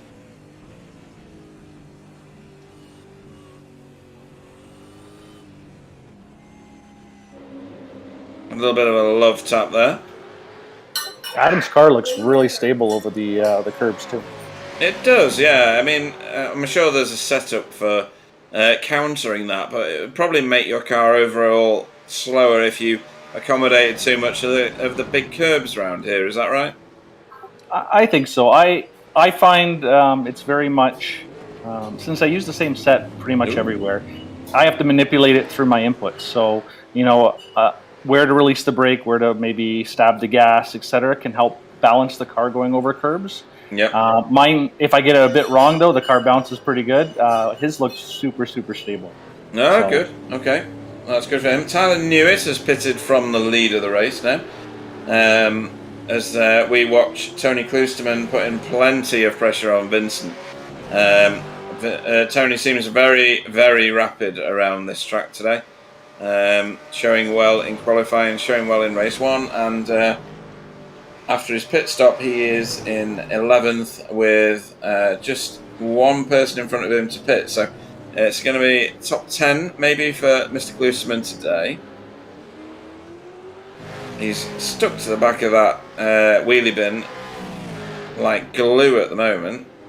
Shallow into this corner. Ooh, Vincent getting sideways. Both of them getting a bit of wheel spin. But Tony coming off very well in the drag race for turn 1, I feel. Sorry there, Pete. I just noticed Kenzie had a poor lap and Foggy's was a bit slower. Maybe lap traffic or something got between them because now there's about 2 seconds. Yeah, they will be in traffic, so we'll have to see what comes of that. You're right though, they had slow laps, 108.1 and a 109.2 respectively. Cars behind them, Simon Trendle and Stephen Phillips doing 107.6 and 108.3, so that may come together again later on. Stephen Phillips still doing well. Killer Phillips doing well. So, Sam, can we get up this statistic where we can see how much overtakes everybody overtakes everybody did? Like, I'm curious how much people advanced since the pit stops are. There's like this SDK position setting, right? gains. Okay, yeah. Yeah, position gains. Sorry. So look at Johnny. He gained 22 positions. But then again, Steve and David they also did 16 and 13 But positions to gain. Yeah, they started outside the top 20, didn't they? So they were always going to make up some positions. But Johnny Brandon at 22 is exceptional. Did he already pit stop? Has he already pitted? Did you say? No, I'm just asking.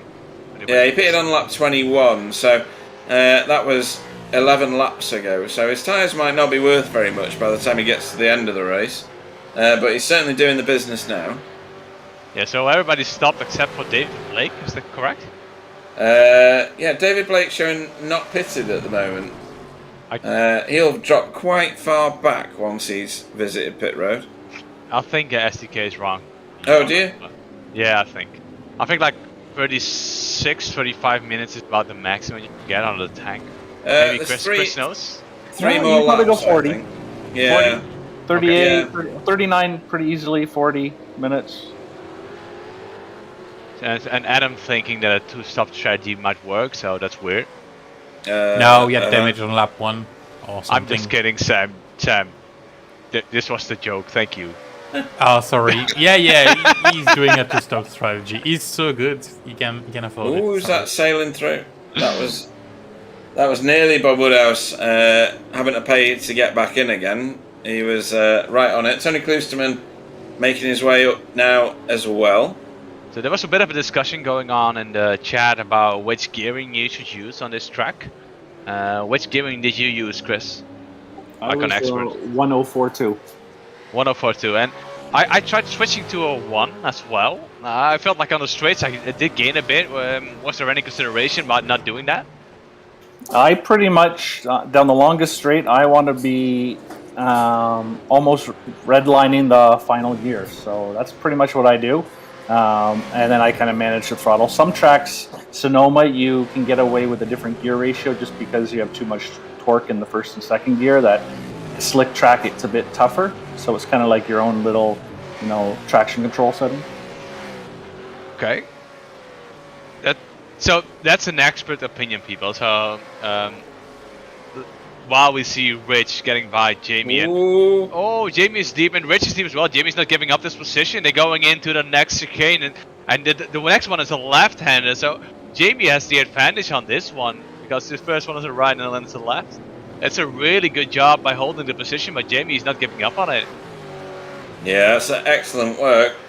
It used to be that Jamie would be fighting with Wayne Sanderson, who was also an XVR driver. Wayne's still is rather.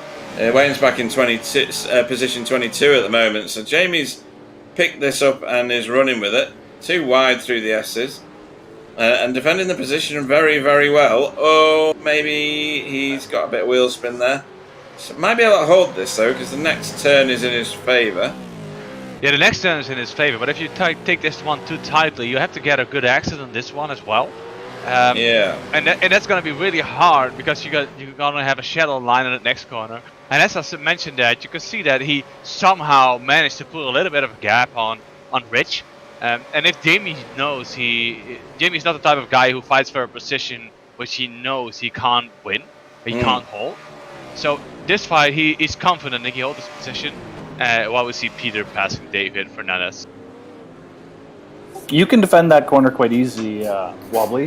The trick there, if you're tight on the inside, what you want to do is slow down a bit more, park it, and keep it far right. And then you don't allow the other car, if they try and go on the outside, there's just no grip there. That you're going to be able to get a good exit and get on that main straight.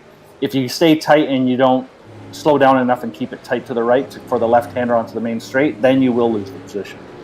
And that's why we have you in the booth, because I don't have a clue what I'm talking about. And there's only one person with less of a clue, and that's me. So no, that's him. Yeah. Even less, and I mean that says a lot coming from me. So Simon Trendle here is still putting lots of pressure on Kenzie. We've got a big gaggle around Tony Kloosterman at the moment where, or rather, there's two gaggles. There's, what's going on here? Is this a naughty boy visit? Or that's David Blake into the pits? Oh, that is his pit stop. Right, there we go. That's the end of that conversation. So now Jamie's getting pressured by the most madam Canadian ever. And Tony, Tony is a really fair driver. If he makes a mistake, he owns up to it. But then again, he's able to apply a lot of pressure to a driver. Like, he's just making all these mistake moves, and you always know that if there is a gap, Tony goes for it. And all credits to him for going for it. I mean, you at least know what you have to expect from him.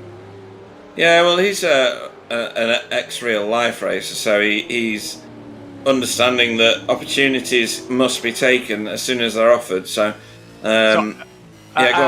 You might just say ex-real life racer.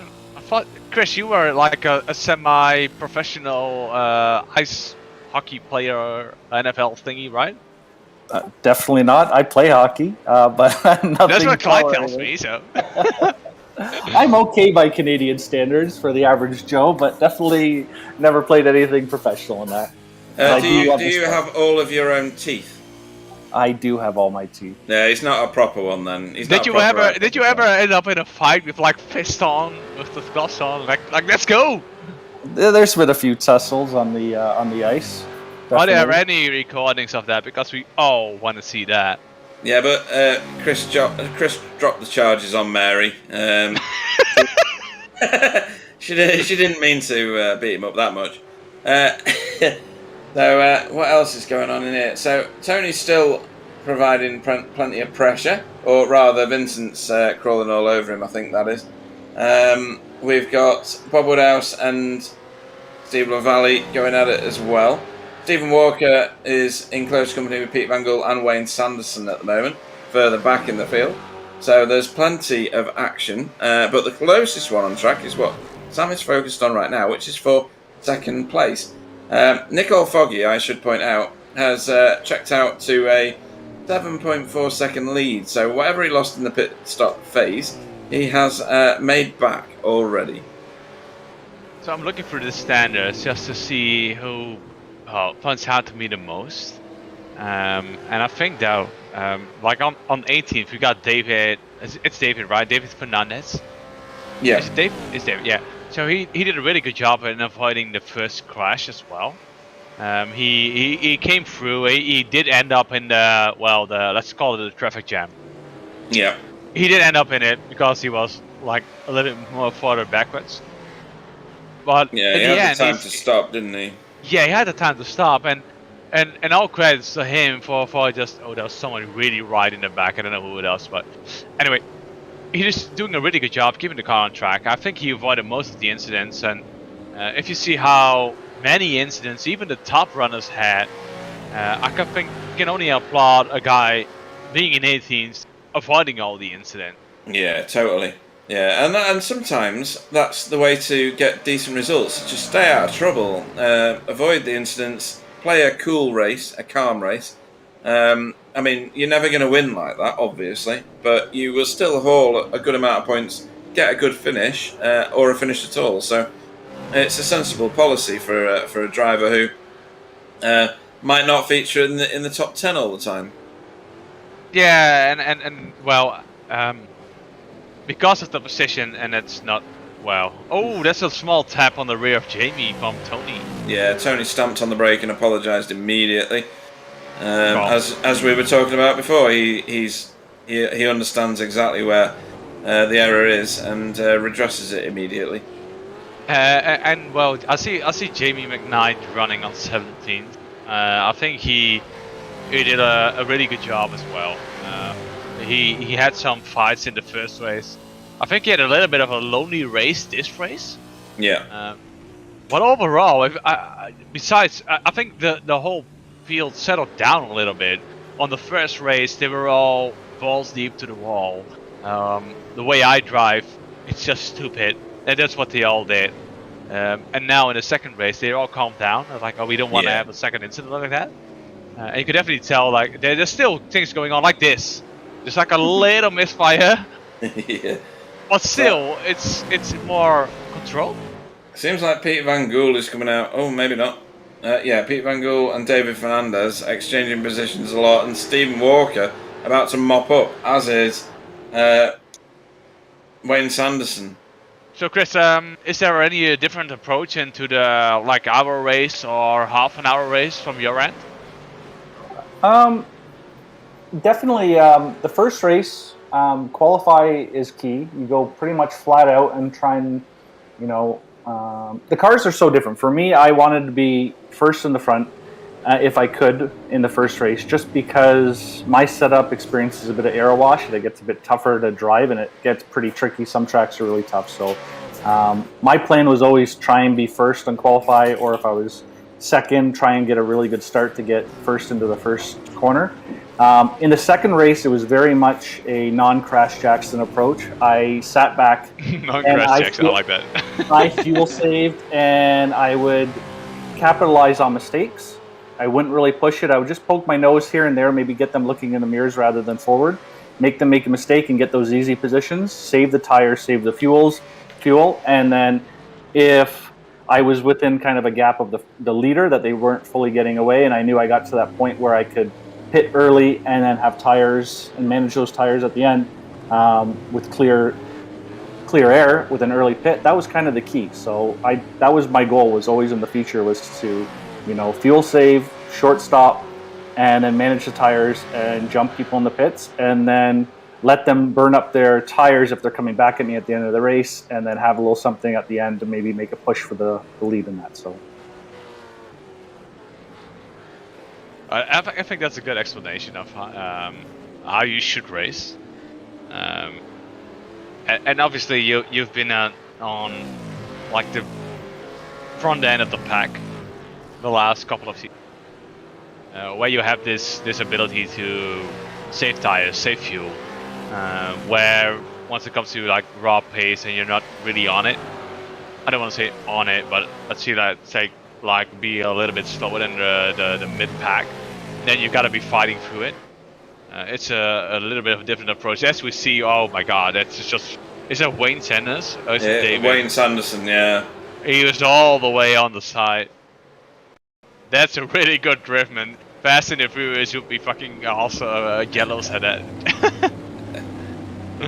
You're definitely correct there, Wobbly, with the approach change. And I think it comes with, I got lucky. I found this set and everything that worked with my style, and I was able to save fuel, save tires.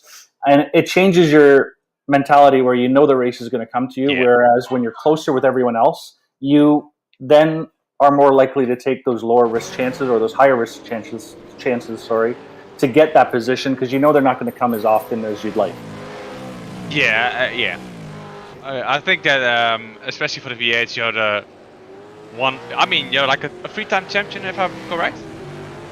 2-time, and I probably will never get another championship. I feel like I'm in the golden era. Don't be that guy.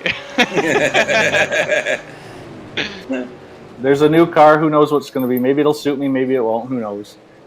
So I definitely enjoyed that. I would have loved to go for a 3-peat, but a happy wife is a happy life. Nah, that's not. I'm just kidding. So, where are we? This is Jamie Wilson and Tony Kloosterman slugging it out. Tony's got a massive run on him here. I can only expect Tony to be already alongside by turn 1, which he's going to be. I don't think there'll be too much arguing here. Ooh, maybe not. There's all sorts going on. Tony's clearly thought he's had that one done and dusted, and he's away. Yeah, so it's 50 minutes in. It's right at the end of it. It's right in the thick of it. Why would you want to give a position freely, right? Oh yeah, absolutely. So he's got alongside, gone into the braking zone. He's got a bit of a slide on, and then yeah, give him a little bit of a slap on the way out of the corner, but nothing too aggressive, really. I think Jamie already accepted that he lost the place, but then the rear from Tony snapped out, and he didn't expect it. Not anyone at fault. It's just one of those racing incident things. That's why I only ended up like 34. What was I getting? I can't count that high without taking somebody else's shoes. Yeah, I know you can't count that high. You can count harder than 10, right?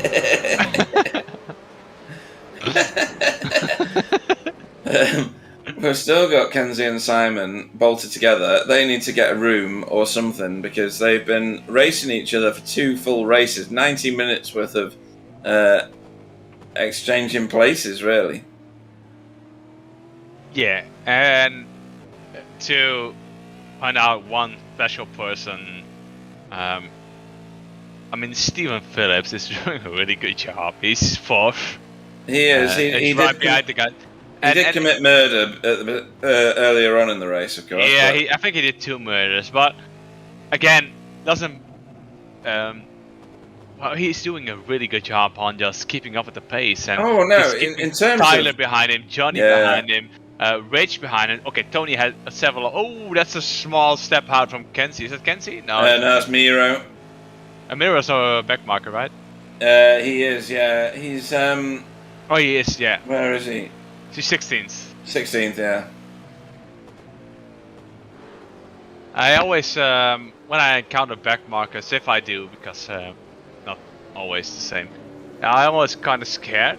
But I think that Miro is one of the guys who is one of the most sensible racers. You only need to be really scared if you're overtaking me. Yeah. Because I will take you out. You did like several times. Yeah. But I joined this. I told you guys this, and I did this random. Ooh, Simon Trendle. Making a move on Kenzie, so Kenzie must have had tire spin. Yeah. Without a doubt. He's trying to come back here. He's dipped back into He's really late on our brakes, side by side for the first corner. Oh, Simon, no. Oh, they hit each other. Oh, Simon spun out. They didn't hit. There was no No, contact. they didn't. No. I think Simon tried to avoid hitting Kenzie, and this is the end of it. What a great race up until that point. That was fantastic. Kenzie hung it out for hours. They are so respectful. This is what I meant like earlier. They're so respectful racers. Yeah. They don't push you wide, and they leave each other room. Okay, let's have a look at this again. Mistake. They don't hit. No, they don't. No. There's just a bit. Yeah, it's just brake bias and too heavy on the brake. I think too late and heavy on the brake. The way Kenzie reacted on seeing Simon spin was the he was as well. He already avoided it. Great car control from really good from Kenzie particularly, even Simon. But it's a shame it ended like that. What's going on here? All right, this is the same moment. This is Simon. Yeah, you see him counter steer. It's instant. You see like how his reaction, how quick it is. Yeah. Oh, it's just such a shame. How jealous are you of them, Chris, that you're not racing? Very jealous, actually. I really enjoyed watching Simon racing. Do it on a scale of 100 to 100. How much do you want to be racing? 100. Yeah, that's what I thought. Maximum points.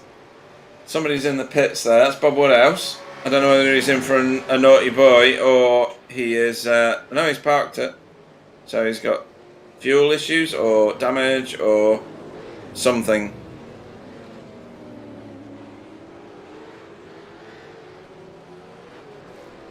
But in all seriousness, Chris, do you miss this time slot, or was it too difficult to race and keep the family going at the same time?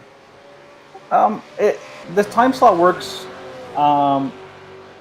when it's the time commitment for the whole day. It's the practice a little bit before, it's the getting used to the settings, and then it's the the first race, second race, so it ends up being quite a few hours in the day, and then you're a sweaty mess, and then you shower. So it kind of eats up the whole day. Whereas, we can't afford that over here in Europe, mate. It's just too expensive with the gas prices. Yeah, energy prices are just too much. We all stink in Europe. We all stink. Okay, go ahead, mate. Go ahead. So now, I'm able to, do stuff with the family.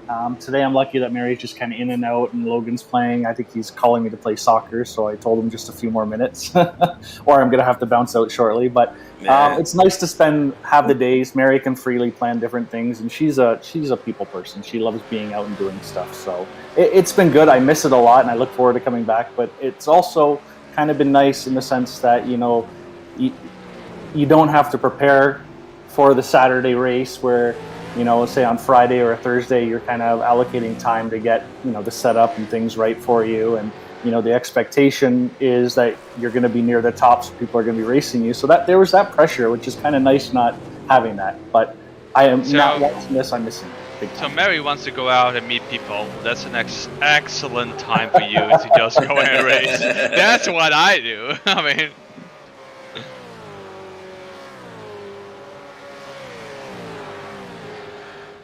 Yeah, so we're nearing the end of the race, 3.5 minutes left. Foggy again checked house, like we've seen Marco Namele doing as well. Oh, he definitely checked out because he's out of the race, but besides that little incident he had with Johnny, they're probably gonna be in the same Discord on the first race. Foggy apologizing, Johnny gonna be freaking mad. JB just spun, by the way. Anyway. Jamie passed Tony. Did we see that, or did I miss it? No, we didn't, I don't think we saw it, and I don't know what happened there. Jamie passed Tony earlier, right? No, Tony passed Jamie. Yeah. So here we go. Sam's found this. Oh, Jason Haddington has his golden pants on. Tony, has he run wide there, or has he given that position back, or what? No, gone wide. Gone wide, right? Definitely, yeah. So now they are back together. Sorry, go on. Yeah, so ending the race, so Foggy Nikolai did a really amazing job. Kenzie and Simon have been fighting it through the whole place. Stephen Phillips has been doing an awesome job by keeping it on track on 4th place. Tyler is closing up on Stephen like the last several 6-7 laps, but I don't think he has the pace to pass him. Johnny had, to be honest, we didn't see a lot about Johnny like the last feature race. I can't recall. Did we see him like in a spin or something? No, we didn't. Right? Did we? No. Who, Johnny? Yeah, Johnny. And Rich. To be honest, I'm gonna already give this one now. I'm gonna give my vote to Rich. I'm already gonna say it. He did an amazing job today. Yeah, he's done a fantastic series of races. I'm gonna reserve judgment on my driver of the evening until we get right to the end. If Rich spins, then I'm gonna give it to Pete Van Gool. PVG has done all right tonight. Actually, he may be back in 21st, but he's brand new to the car and he's doing a great job. So, yeah. And we have one guy. We have to give one guy credit, and that's Skillback. And then his car on the feature race is in one complete bit. Well, he doesn't miss a poop. He doesn't mean a hood. It doesn't mean he has the bonnet. He has the spoiler. I mean, come on, get the guys to slack, right? Yeah, and in fact, I can't see any scrape marks on it, so I don't know that Vincent's actually driving that car. No. I don't think that's probably gonna be his girlfriend or wife. Oh, I would say so. Yeah. Or boyfriend? I don't know. Whatever. Well, you know, or his non-binary friend or whatever it is today. Yeah. Well, I've seen some very hard racing today, and it's not finished yet. So, Vincent and Tony. Oh, Vincent getting very, very close to Tony now. Let's see how this one pans out. That's Jamie Wilson not far ahead as well. So, plenty of hard racing still to go. What's your take on Vincent's capability of the drive, Chris? I always feel like he's really safe, but he always goes for a little bit of tiny margins as well, like a little bit of gap.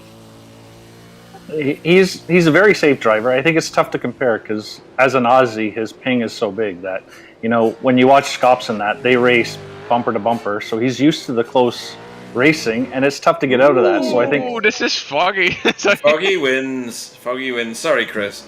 No, awesome job, Foggy. His pace was incredible, and my timing was not that great. Sorry, man. No, I think Vincent is very. It's tough. It's tough because the ping affects how he can race, and he has to give a bit more space, which may compromise how he wants to drive it, or maybe not hit the optimal line because he's got to worry about, you know, netcode and that. Vincent's pulling a move. Vincent? Yeah. Oh no! What's happening? He's waiting. Oh, that's really generous. Yeah, it is. Oh, and then. Oh dear! What was that? What the hell is going on? What? There's chaos reigning here. I get the feeling that Steve LaValle got stuck into somebody there. That was crazy town right there, man. It really was, and everybody's kind of resolved it. So this was smooth. Then Vincent backed off to get Tony the position back. Then I don't know who that is, but then Steve was like, "I'm gonna thread the needle." I'm like, "Oh no!" So he tries to YOLO it right through the middle, but I think it resolved out in the end so that everybody finished where they were supposed to. Yeah, if you take my meaning. That was really one of those. That was really one of those things. Yeah. So hilarity on the last lap. Sorry for laughing at it because it was just. No, it was. It was a ridiculous situation. It was weird because Vincent tried to give Tony the position back, which was grateful for him to do, and then Steve came in like, "Oh, they're going slow. I'm gonna thread the needle," and then Steven, Vincent closed the door a little bit. Unfortunate situation. Yeah. So, Chris, before we go through the listings and get any interviews in, do you want to return to your family before the chaos reigns for the interviews? I will do that. Thank you very much, guys, for bringing me in. Good racing. I enjoyed that. Yeah, thank you for spending so much time listening to Wobbly's drivel. I wasn't going to put that all on your shoulders there, Pete. I wanted to take a brunt of it a bit there for you. You're welcome to join any time, Chris. Yeah. So, thank you very much. Chris Jackson. Right, our finishing order for tonight. It's been on the screen for a while. Nicole Foggy takes away all silverware by finishing first for XVR Ford. He was quite a way in the lead by the end, nearly 13 seconds. Kenzie Newhoff finished second for Hydro Race Racing Forces. Simon Trendle finishes off the podium in third for Team Chimera. Stephen Phillips in fourth for Dashhound Racing. Tyler Newitt in fifth for BSTV Esports Green. Johnny Brandon finished sixth for XVR Holden with his teammate Rich Warmingham in seventh. Jamie Wilson also for Team Chimera in eighth. Tony Klusterman finished ninth for NQR. We saw that mega battle right at the end with Vincent Skilbeck, who finished 10th for Wheelie Bins Mayhem Republic, and Steve Lavallee in 11th for XVR Holden. So good points for XVR Holden again. Nikolai Bogatara for NQR Europe finished 12th. 13th was Adam Wright for BSTV Esports Green. Then Victor Morjan finished 14th with Miro Hrabsky 15th. And Jamie McKnight for NQR finished 16th. 17th was Bob Woodhouse for NQR Europe. Stephen Walker in 18th for Spect 6. Wayne Sanderson in 19th for XVR Ford. 20th being David Blake.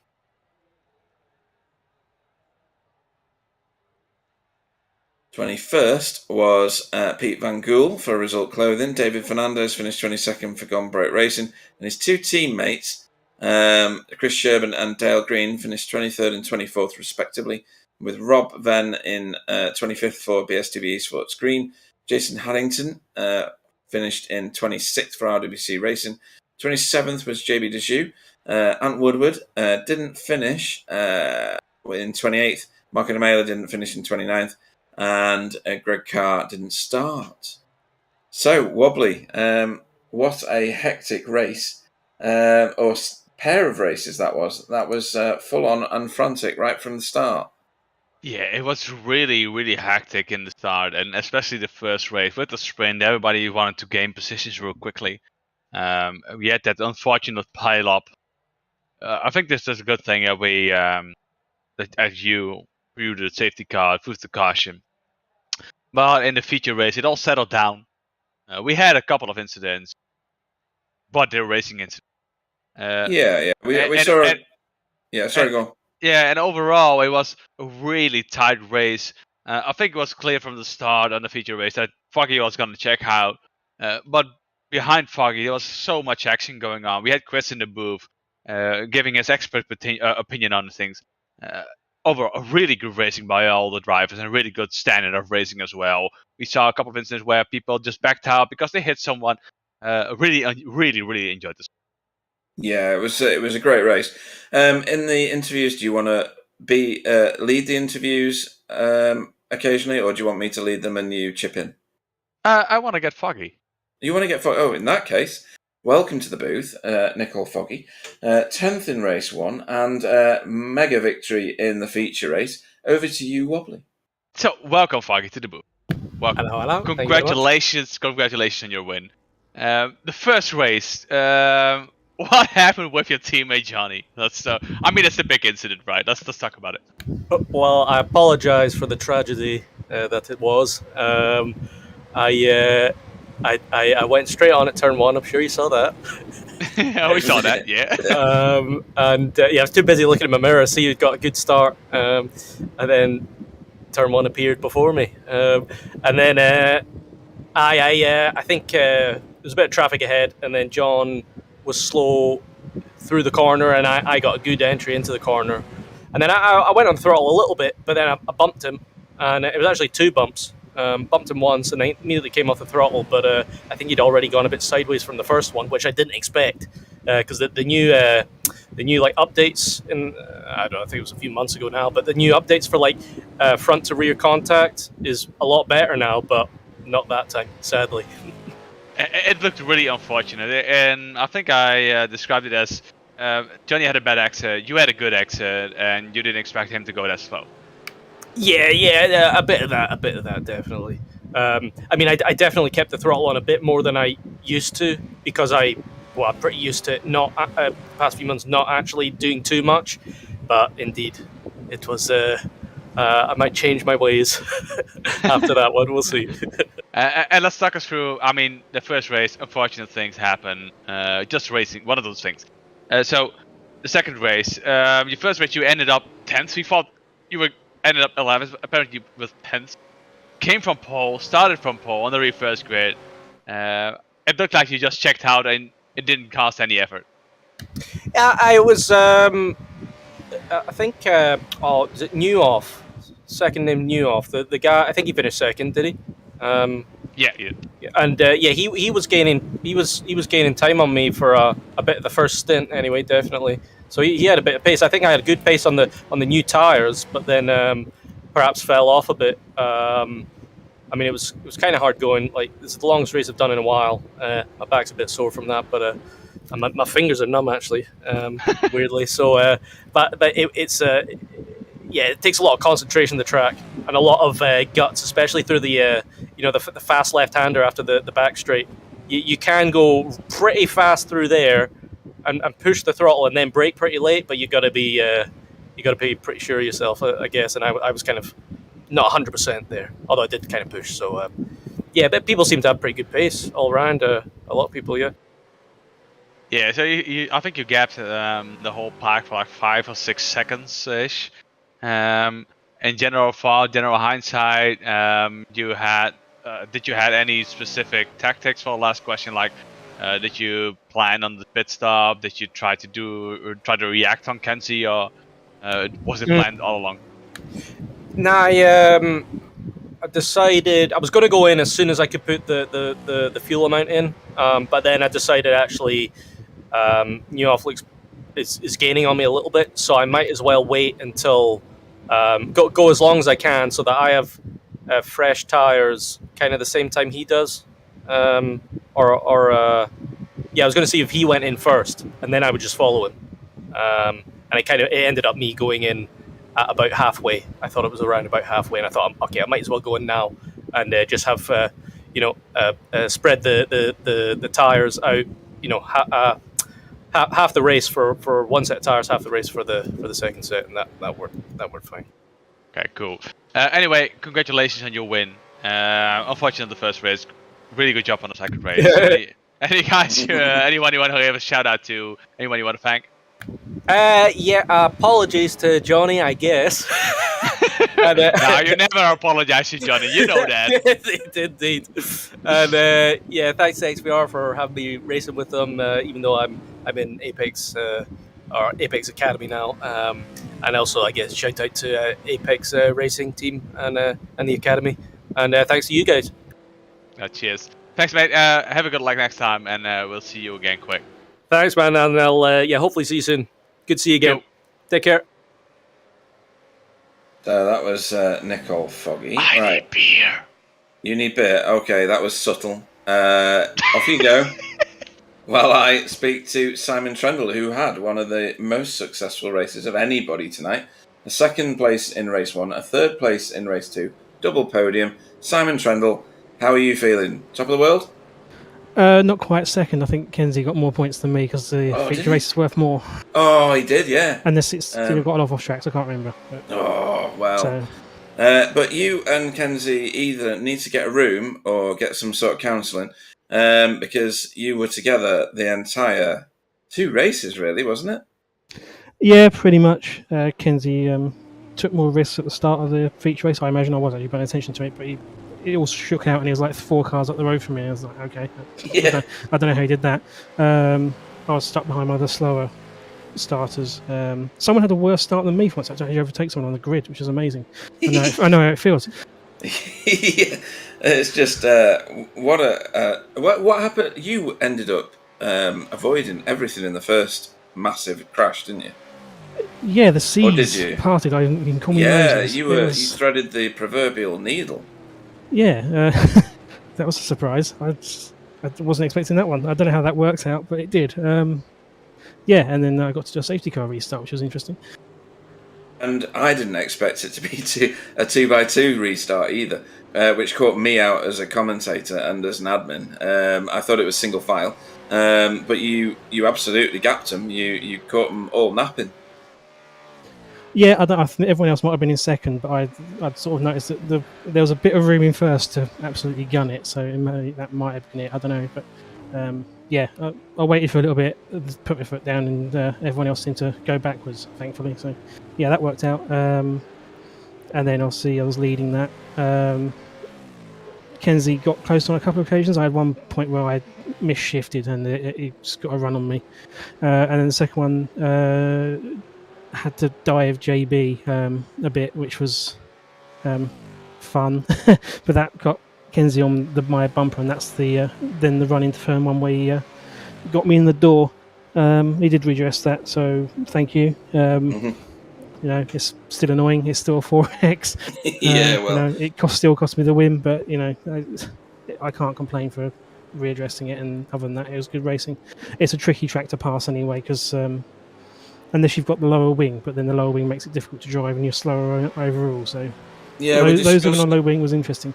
Yeah, we discussed all of those points actually. The difficulty passing, the low wing, the balance off against having lots of downforce, all the way through the race, and there was no definitive right answer. If you take my point, it was very much up in the air as to what where the advantage sat. But you seem to have a good formula tonight.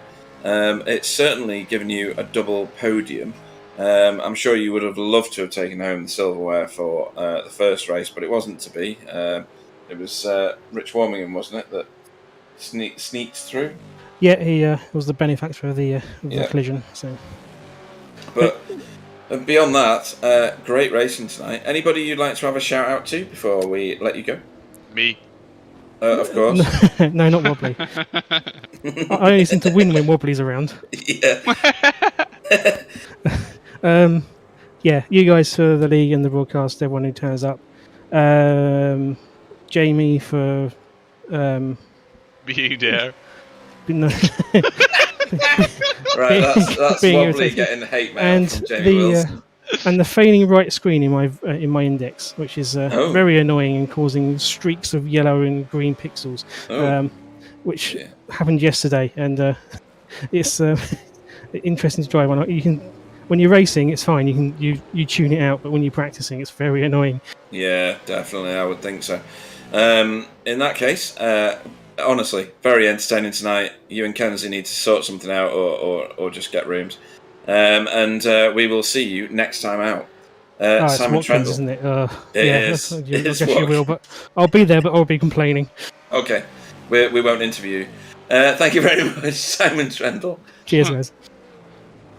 Right then, PVG on the chat says thanks for tonight. Felt a bit more competitive. I can fully agree with that because he was great tonight, wasn't he? He did a good job. Yeah, I think his position doesn't really reflect the way he drove. And then we move on to an interview I'm probably going to regret because there may be singing involved, folks. You may want to turn your volume down for at least 3 minutes, if not more, because I've invited in Kenzie Newhoff, who finished third in race 1. Second in race 2. Bugatti 11. I have no comment, to be honest. I'm noping out of this duet party, so yeah, good luck. So that's all. Flush him out. So Kenzie, welcome to the booth, mate. How do you feel about your race results? A bit mixed, to be honest. Yeah, the first race was quite good, to be honest, but the second race I kind of lost it at the second stint with all the traffic. But all in all, not a bad weekend. It looked like you were really like tooth and nail with Simon. You guys were all up in it together every time. You even backed out a little bit to give Simon the position back. Can you elaborate a little bit on that? Oh yeah, basically I was pretty much spot on pace, basically the same, and at one point I had a good run out of the last corner, and I thought, yeah, this is enough because I knew I was better on the brakes compared to him in turn 1 especially. So I thought, yeah, let's just go for it. But when I like arrived at the apex, he was like still like quite far ahead of me, and it was like, oh shit, it isn't gonna work like that. And then kind of panicked and hit the curb and be touched. So yeah, I immediately knew that's my fault, so that's why I gave back the position. So Yeah, I feel like that's in the general spirit of the whole league and all the BSTV. Like, something happens, it's. I don't want to say it's your fault, but it's on you. Let's say that way. And you back out a little bit. It's a great spirit to drive against, right? yeah, especially against Simon, because I know how hard I can race him. He knows how hard I race him. So there's a mutual respect between of us, and I think sometimes it was bound to go wrong at some point. So I guess this was it. So. And how do you feel about the sprint race? I can't really recall. You end up in the thick of it, right? On the traffic jam with it was the last lap or second to last lap, and Kenzie got into, or rather, Kenzie and Simon got together, and Rich Wormingham got the win as a result. Yeah. Yeah. What do I have to say? I was basically I just let him go because reasons and because Rich got by, but that's not a big not a huge deal, to be honest. And overall, are you satisfied with the position? Are you feeling complete? No, because I made many mistakes as usual. So no. Yeah, that's what you said to me, like on Imola, right? You made many mistakes, like minor mistakes the whole time. Yeah, because I got 11 in my head the entire time, so that's why. Yeah, sorry, mate. I was only like mentally I was half drunk already, so that's why I made all those mistakes. I'm always drunk. Let's go. Anyway, anyone you want to give a shout out to? Anyone you want to thank? My non-existent teammates today, our sponsors, Hydro Race and Brandon Blakely, Liveries, and you guys, of course, for making this great broadcast. So. Yeah, me, not Pete, right? Sorry. I'm gonna think about that. Can't even believe he has to think about it. I might just flush him now. I mean, he already texted me. Like, he's my mate. No, well, good having you in against you. It was a really good race, good result in the end. I mean, I feel like you're not really satisfied and not really pleased with this result, but again, you did a really good job. Really good race.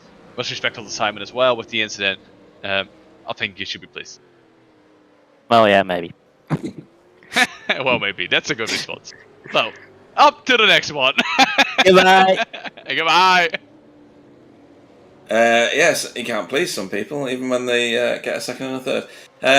Right then, next into the booth is my ex-teammate, Stephen Phillips. Good evening. Hey, fellas. Hey. So, let me remind myself of where you finished in the first race. I think you finished just inside the top. Yeah, 9th and 4th in the second race.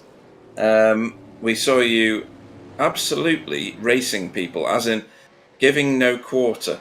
To the point where I'm pretty sure there was one murder done tonight by you. That I saw. Two that Wobbly saw. One as far as I'm concerned, but right.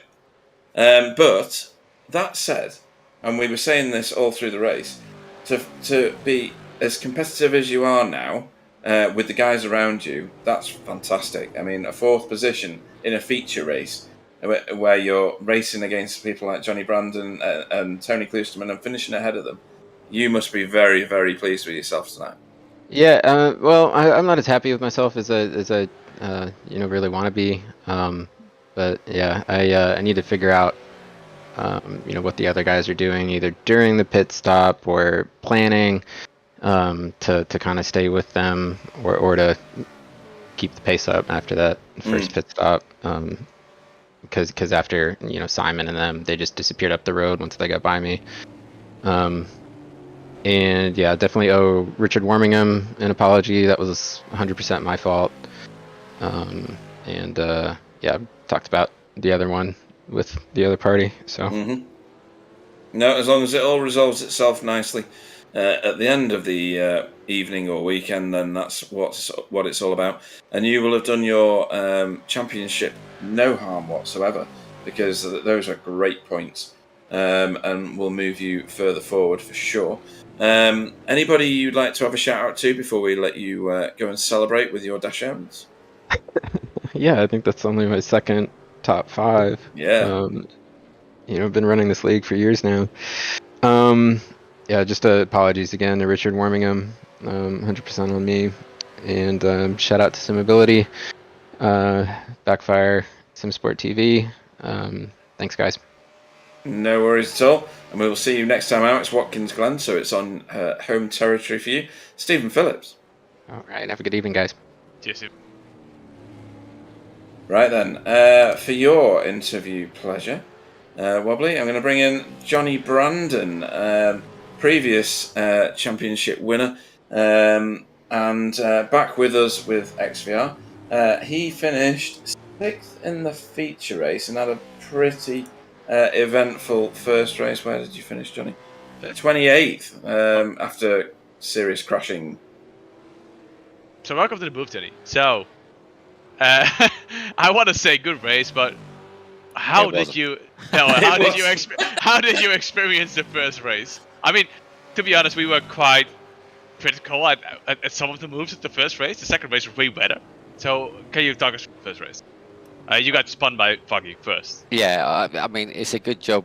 He's already been kicked out of the team. Otherwise, we'd have kicked him out now. Yeah, obviously, I'm gonna just fucking boot him out and say, "Fuck you, mate." That's the only reason I come into the interview is to have a pop at Foggy. Yeah, if he was in our team, he would be gone. It was disgusting. We don't filter anything. Just go ahead. To come and play games with us, and he acts like that. It's disgusting. I don't know what they've done to him over at Apex. It used to be good when he was with us. It's just like the cold attitude, right? Get the fuck out, you know? Oh, you know what he said to me? He said, "Oh, you were a bit slow in the corner." I said, "Oh, my bad. I didn't realise that it was my fault." You know, he just, "Oh, well, actually, no." To be fair, he said, "Sorry, it's one of them things. That's it." It looked like Foggy had a really good exit. You had a but there was a car in front of him. That's the problem. Yeah, so you need to adjust. Don't be in front of him then.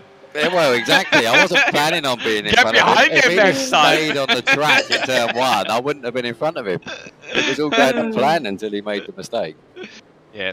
So the first race, I think, was the big disaster. To be honest, you did try to gain some positions. It looked like you were driving like mad. I think that's the right description. Am I right? Well, I wasn't being cautious. Yeah. I mean, you kind of have to round here. There was a bit of, I've seen somebody having a little moan about it. People were either really good and just move out of the way, or when you're next to them, give up the place, you know, not fight it too much. Because if you fight, you're going to lose it anyway, and you both just lose time, you know. And then there's other people that you sort of get next to and they just turn in anyway, or then try and block. I see Marco wasn't too happy about that on some of the chat and stuff, but that's been going on for a little while. I think the moving in the braking zones is a bit of an issue. So that just forces you to be aggressive. I mean, I jumped into the waiting room mainly to say sorry to Vincent Skillbeck at the end of race 1, because that was my bad. I went for a move there, and I think it was a bit of netcode because of his Aussie connection that sort of freaked me out on the inside, and I sort of hesitated a little bit, and we had a little bit of contact. That gave me a drive through because of all the people that had hit me before that. And then I was like, oh no, I've got a drive through, and he broke for the next corner, and I just tried to avoid him and wiped him out. So yeah, that was completely my bad. So sorry to Vincent. And on the feature race, it looked like you were more in control of the race. If I'm correct, you finished like 6th? Yeah, I think so. Yeah, it was good fun coming from the back and going through. And again, you know, it was just good, clean, take it easy, and come through. You know, I think there's a few people that run low wing that you sort of fly up to the back of them and then you can't get past them for love nor money. And it's the problem. Low wing, you're really quick on the straights, but the high wing guys can brake so much better. And so you have to try and throw it up there, otherwise you're never getting past them. Because even if you're like a second faster, you just can't get near them. It's scary. Out of curiosity, I did some practice randomly, and I was running I think 11 wing or something. Where did you end up with? Full wing everywhere. 26. Full, whatever the full wing is. I don't think it's 26. I think 25, it's like, 26 or something. Yeah. I think it's 22.5. Oh yeah, I think you're right. Yeah. We just do that everywhere. Doesn't matter what track it is. So, people, remember, Johnny's running every time. Keep that in mind, right? It's like a secret hint, right? There's no right or wrong. I mean, Foggy was running full wing. We all run full wing. Because, like I say, with the low wing, you can be fast on the straight. So, if you're the sort of driver that's going to be battling in amongst the pack, then it might work for you. Because it can make you difficult to get past, but you're not going to be fast. You're just difficult to get past. And you might nip past one or two people around you. But it's slower, for sure. Yeah, makes good sense what you're saying, yeah. Yeah, exactly. And overall, Johnny, are you... Well, I mean, I guess you figured that you wanted to be like in the top 3, didn't happen like that. Are you still pleased with the results you got? What in the races tonight? No, tomorrow. Yeah, no, I mean, I thought you meant championship. Championship, tonight, you're doing all right, aren't you? The championship, you're doing really right, yeah. I'm not in the championship. I'm going to miss a few rounds. I'm going to miss the last 2. The championship doesn't worry me. Tonight, I should have been on pole. I had the pace for pole and couldn't put a lap in. Just kept messing it up slightly. And that's it. You got to do it, though. You know, it's no good having it and can't do it. So you did do 22 overtakes, or rather, took 22 positions in the second race. That must have been good fun. That's good fun, right? Yeah, but when you got the pace to say, where was I in race 1? 4th? When you got the pace for 4th place, and you start 29th in race 2, it's quite easy to get 20-something overtakes. Generally. Yeah, true enough, yeah. But still, it's still a good job on doing, as much as I said, I think in the beginning of the second race, it's really important. If you know you have to pace, you have to do it like in the safe manner. And in the second, especially in the second race, you did that. Yeah, and it's down to it's not just me. It's down to everybody else as well. You know, to drive fairly. People haven't got to jump out of my way, for example, in that race. But you got to know when the battle's lost. Yeah, I think that's where the problems happen, when people try and fight battles when they're already lost, pretty much, and big battles that they shouldn't really be fighting. But everyone's entitled to race, and everyone was really good for me. You know, I was probably the biggest problem out there tonight, as far as Vincent's concerned. Yeah, you were the big problem, mate. Yeah. There was a couple of dodgy ones, I think. But I guess track, and when you have different wing levels and things like that, you know, it kind of forces you to have to be a bit aggressive.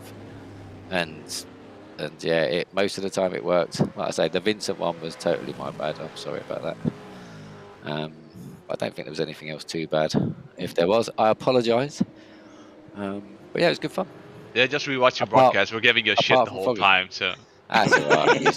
I'll just pass it to Foggy. Everything's his fault. Any problem with me tonight is Foggy's fault, because I should not have been in that position. So blame Foggy. Anyway, I definitely do.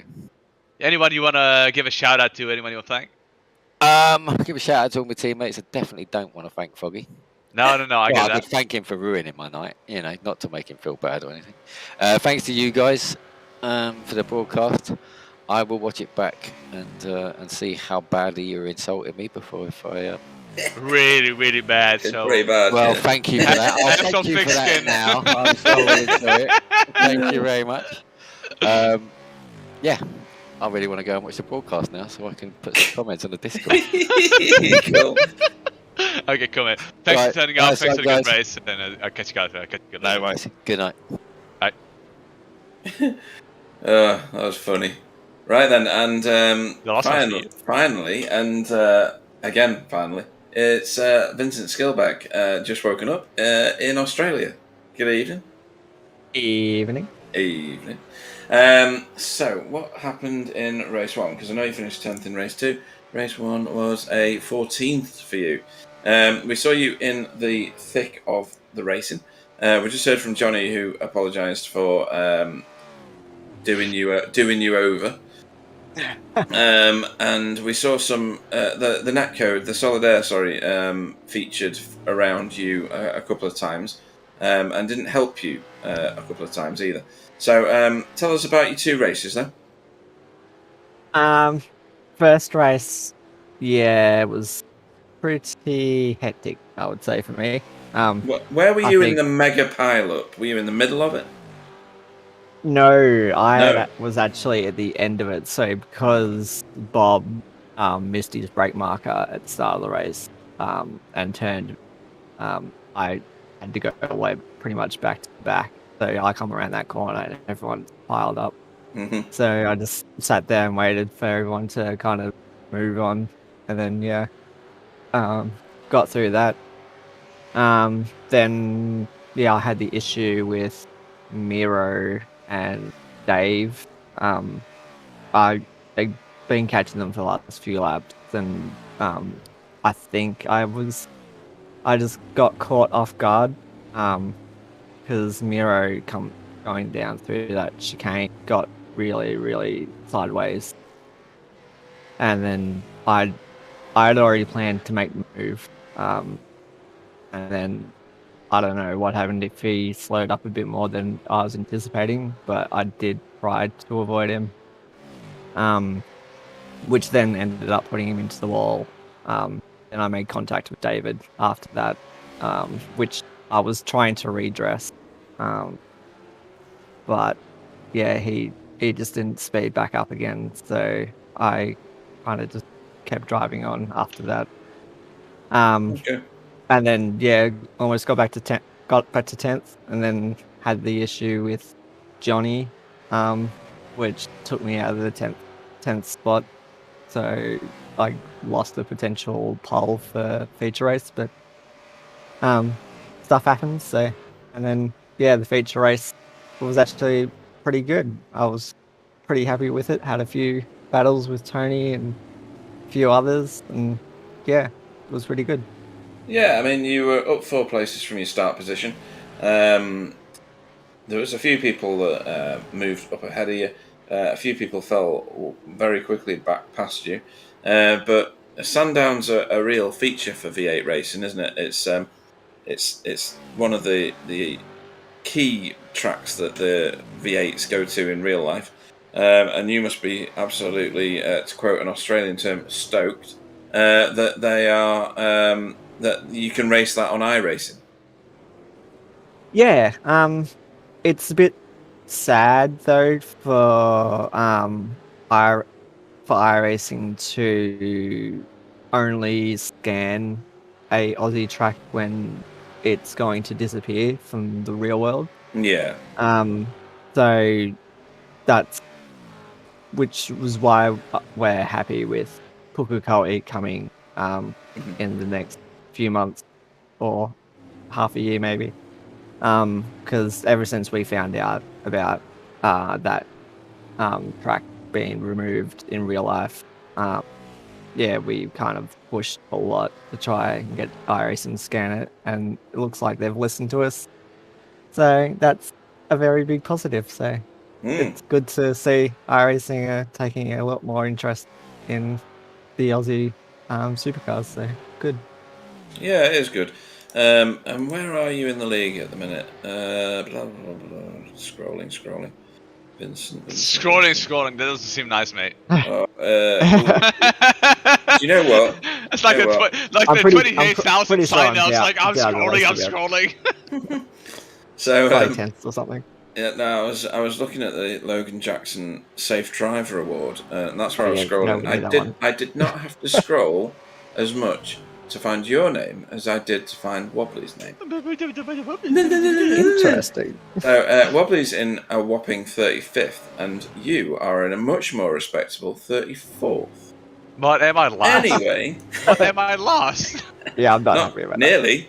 Oh, wow. Not much below you. So where are you in the league? You're 15th at the minute. I think having around about a top 10 and a top 10 could move you probably a little bit forwards, but not much. Ant Woodward didn't have a great evening, I don't think. Steve LaValle, not sure he had a great evening. He finished behind you. And let's say, Pete, Vincent, for like the last 3 races, this is the first time his car was in a complete one. Oh yeah, that's true. It's not often we see you with the boot lid. So it's weird that he has like the Safe Driver Award where I don't. It's not that weird, really, though, is it? Pete, let's be honest. You saw me driving in a Formula 1 car like on Monday. I was fucking awesome on the rally track. I beat you. No, you didn't. I beat you. Yeah, because I quit. Well, anyway, that says a lot about you. We'll keep on discussing after the broadcast. Yeah. Yeah, we'll find out that I'm right later. So Watkins Glen is the next track on the list. You've driven there with us plenty of times before, Vincent. Are you Yes. looking forward to it, or is it a track that bores you? Because it does bore some people, it has to be said. It depends what track it is. If it's the NASCAR track, I'm happy. Mm-hmm. You're not like the boot, no? I don't seem to get along with the boot all Right. too well. Okay. Though I can still do good there around the boot, I don't really find it that much fun in the V8. I'm much rather a truck for the V8. So okay, well, I'm not sure which version it is because it's not on the I'm website. the calendar. Yeah. But hopefully we'll see you there. Very entertaining night from you again. Anybody you'd like to shout out to before we let you go? Just everyone over at Wheelie Bins, our 1,000 and plus members that we have at the moment, which is good. Mm-hmm. Everyone in the league for the racing and turning up every week to keep the field really, really big, which is awesome to see. You guys for the broadcast and Simability for sponsoring the season. Awesome stuff. In that case, we'll let you go and contemplate Watkins Glen for the next round. And what a great night's racing. Vincent Skillback. Yeah, catch you guys in Watkins Glen. Cool. So, what an eventful night, Wobbly, because it's not often that we see a yellow thrown in V8s, but when we do, it's for the right reasons, hopefully, which was a block track. It certainly mixed things up for the rest of the racing and had possibly impacts on the league itself, wouldn't you say, with Foggy being the instigator in race 1 and winning race 2? Yeah, so Foggy hasn't driven anyone races, so he come out there and decided to change the outcome of the first race, then won the second race, so it's quite fun to watch that. And also I was really reacted on Myro the chat as well. Yes, Vincent drove into him. That's what I tried to say. Anyone, I mean, once you get hit, you get annoyed. I get annoyed. Everybody gets annoyed. Then again, nobody's out to hit anyone on purpose. Yeah. We're all amateur sim drivers. We take this very seriously, which is great. It's great that we all take this seriously. You get annoyed because you're invested. You invest your time in it, and it's annoying if you get taken out. Sometimes, from time to time, the guy in the rear is in the wrong. But then again, in real driving, it also happens. Yeah. I watched this Formula 3 race today, was just complete chaos, mate. I mean, I get why people are annoyed. I'm not discounting that. I'm just trying to, say, it happens. Some drivers you give more space, some guys you don't, and we all in a good league. We all have fun. It's really competitive, and at the end of the day, especially after this race, yes, chaos happens. It's freaking annoying when it happens to you, but it was a fun race. It was a really fun race from a broadcast perspective. Yeah, absolutely agree with that. Cameras must have been interesting, Sam.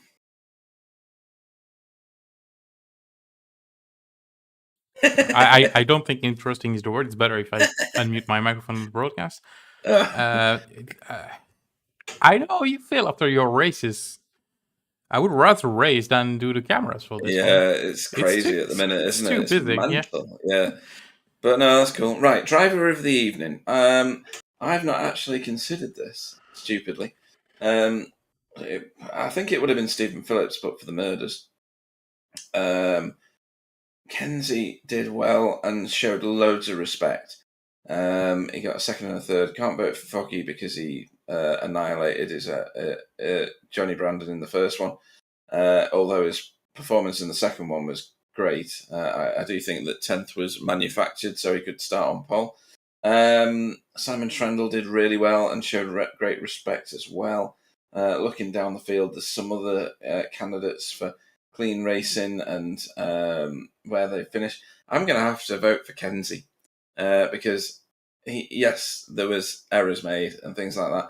He did turn Simon, but he really did wait. He waited for an hour. He could have had a meal and still got going again. So my vote's going to Kenzie for tonight.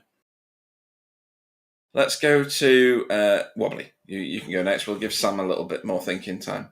Yeah, so I already actually just give it away. I'm going to vote for Rich. Rich had a really good job. He won the first race. He stayed out of trouble the first race. Stayed out of trouble the second race. I think he had a couple of little bit of tanglings with other people, but he stayed out of trouble with anything. And I think he really proved to us that he's a really stable, cautious driver. Definitely, as I said, I think this is 15 minutes ago, I already told you guys it's gonna be Rich. Right. And then Sam. Well, I didn't need to have more time. I already decided. Oh, right, okay. I won't say his name first, but I think he was involved in the first incident, got throwback, and then he gained a lot of position in the first race, bringing him almost where he needed to get pole. He didn't. And then he had a very good second race, going long and finishing in the top 5. My vote goes for Tyler because after the first incident, I think no, you can't. No. I'm voting for Tyler. No, you can't. I throw in my golden clump, ik gooi mijn code klomp in de zaad en het is klaar. It's done. You can't. You can never vote for Tyler. That's the fucking rule. Too late. The vote is counted. It's done. No, scrape his vote. We're not gonna do this. So, Wobbly's not that happy. You might have noticed. But we need to bring this broadcast to a close at some point. They'll be arguing later and strops and things like that, but you don't need to witness that, folks. So we only got to vote for Rich, and we only got to vote. I don't even know who you voted for, but that other one. But what a great night's racing. We're due out again in V8s. I've forgotten when it is now. Just give me a second, and I'll tell you. It is on September 24th, and that will be at Watkins Glen. In the week, we have the start of GT4 TCR Season 10. Amazing that it's going for a 10th season already. I know, really it's great. Yeah. Brilliant. And we will see you for that. I'll say goodnight now. I will let Wobbly say goodnight, even though he's having a strop about Tyler getting a vote.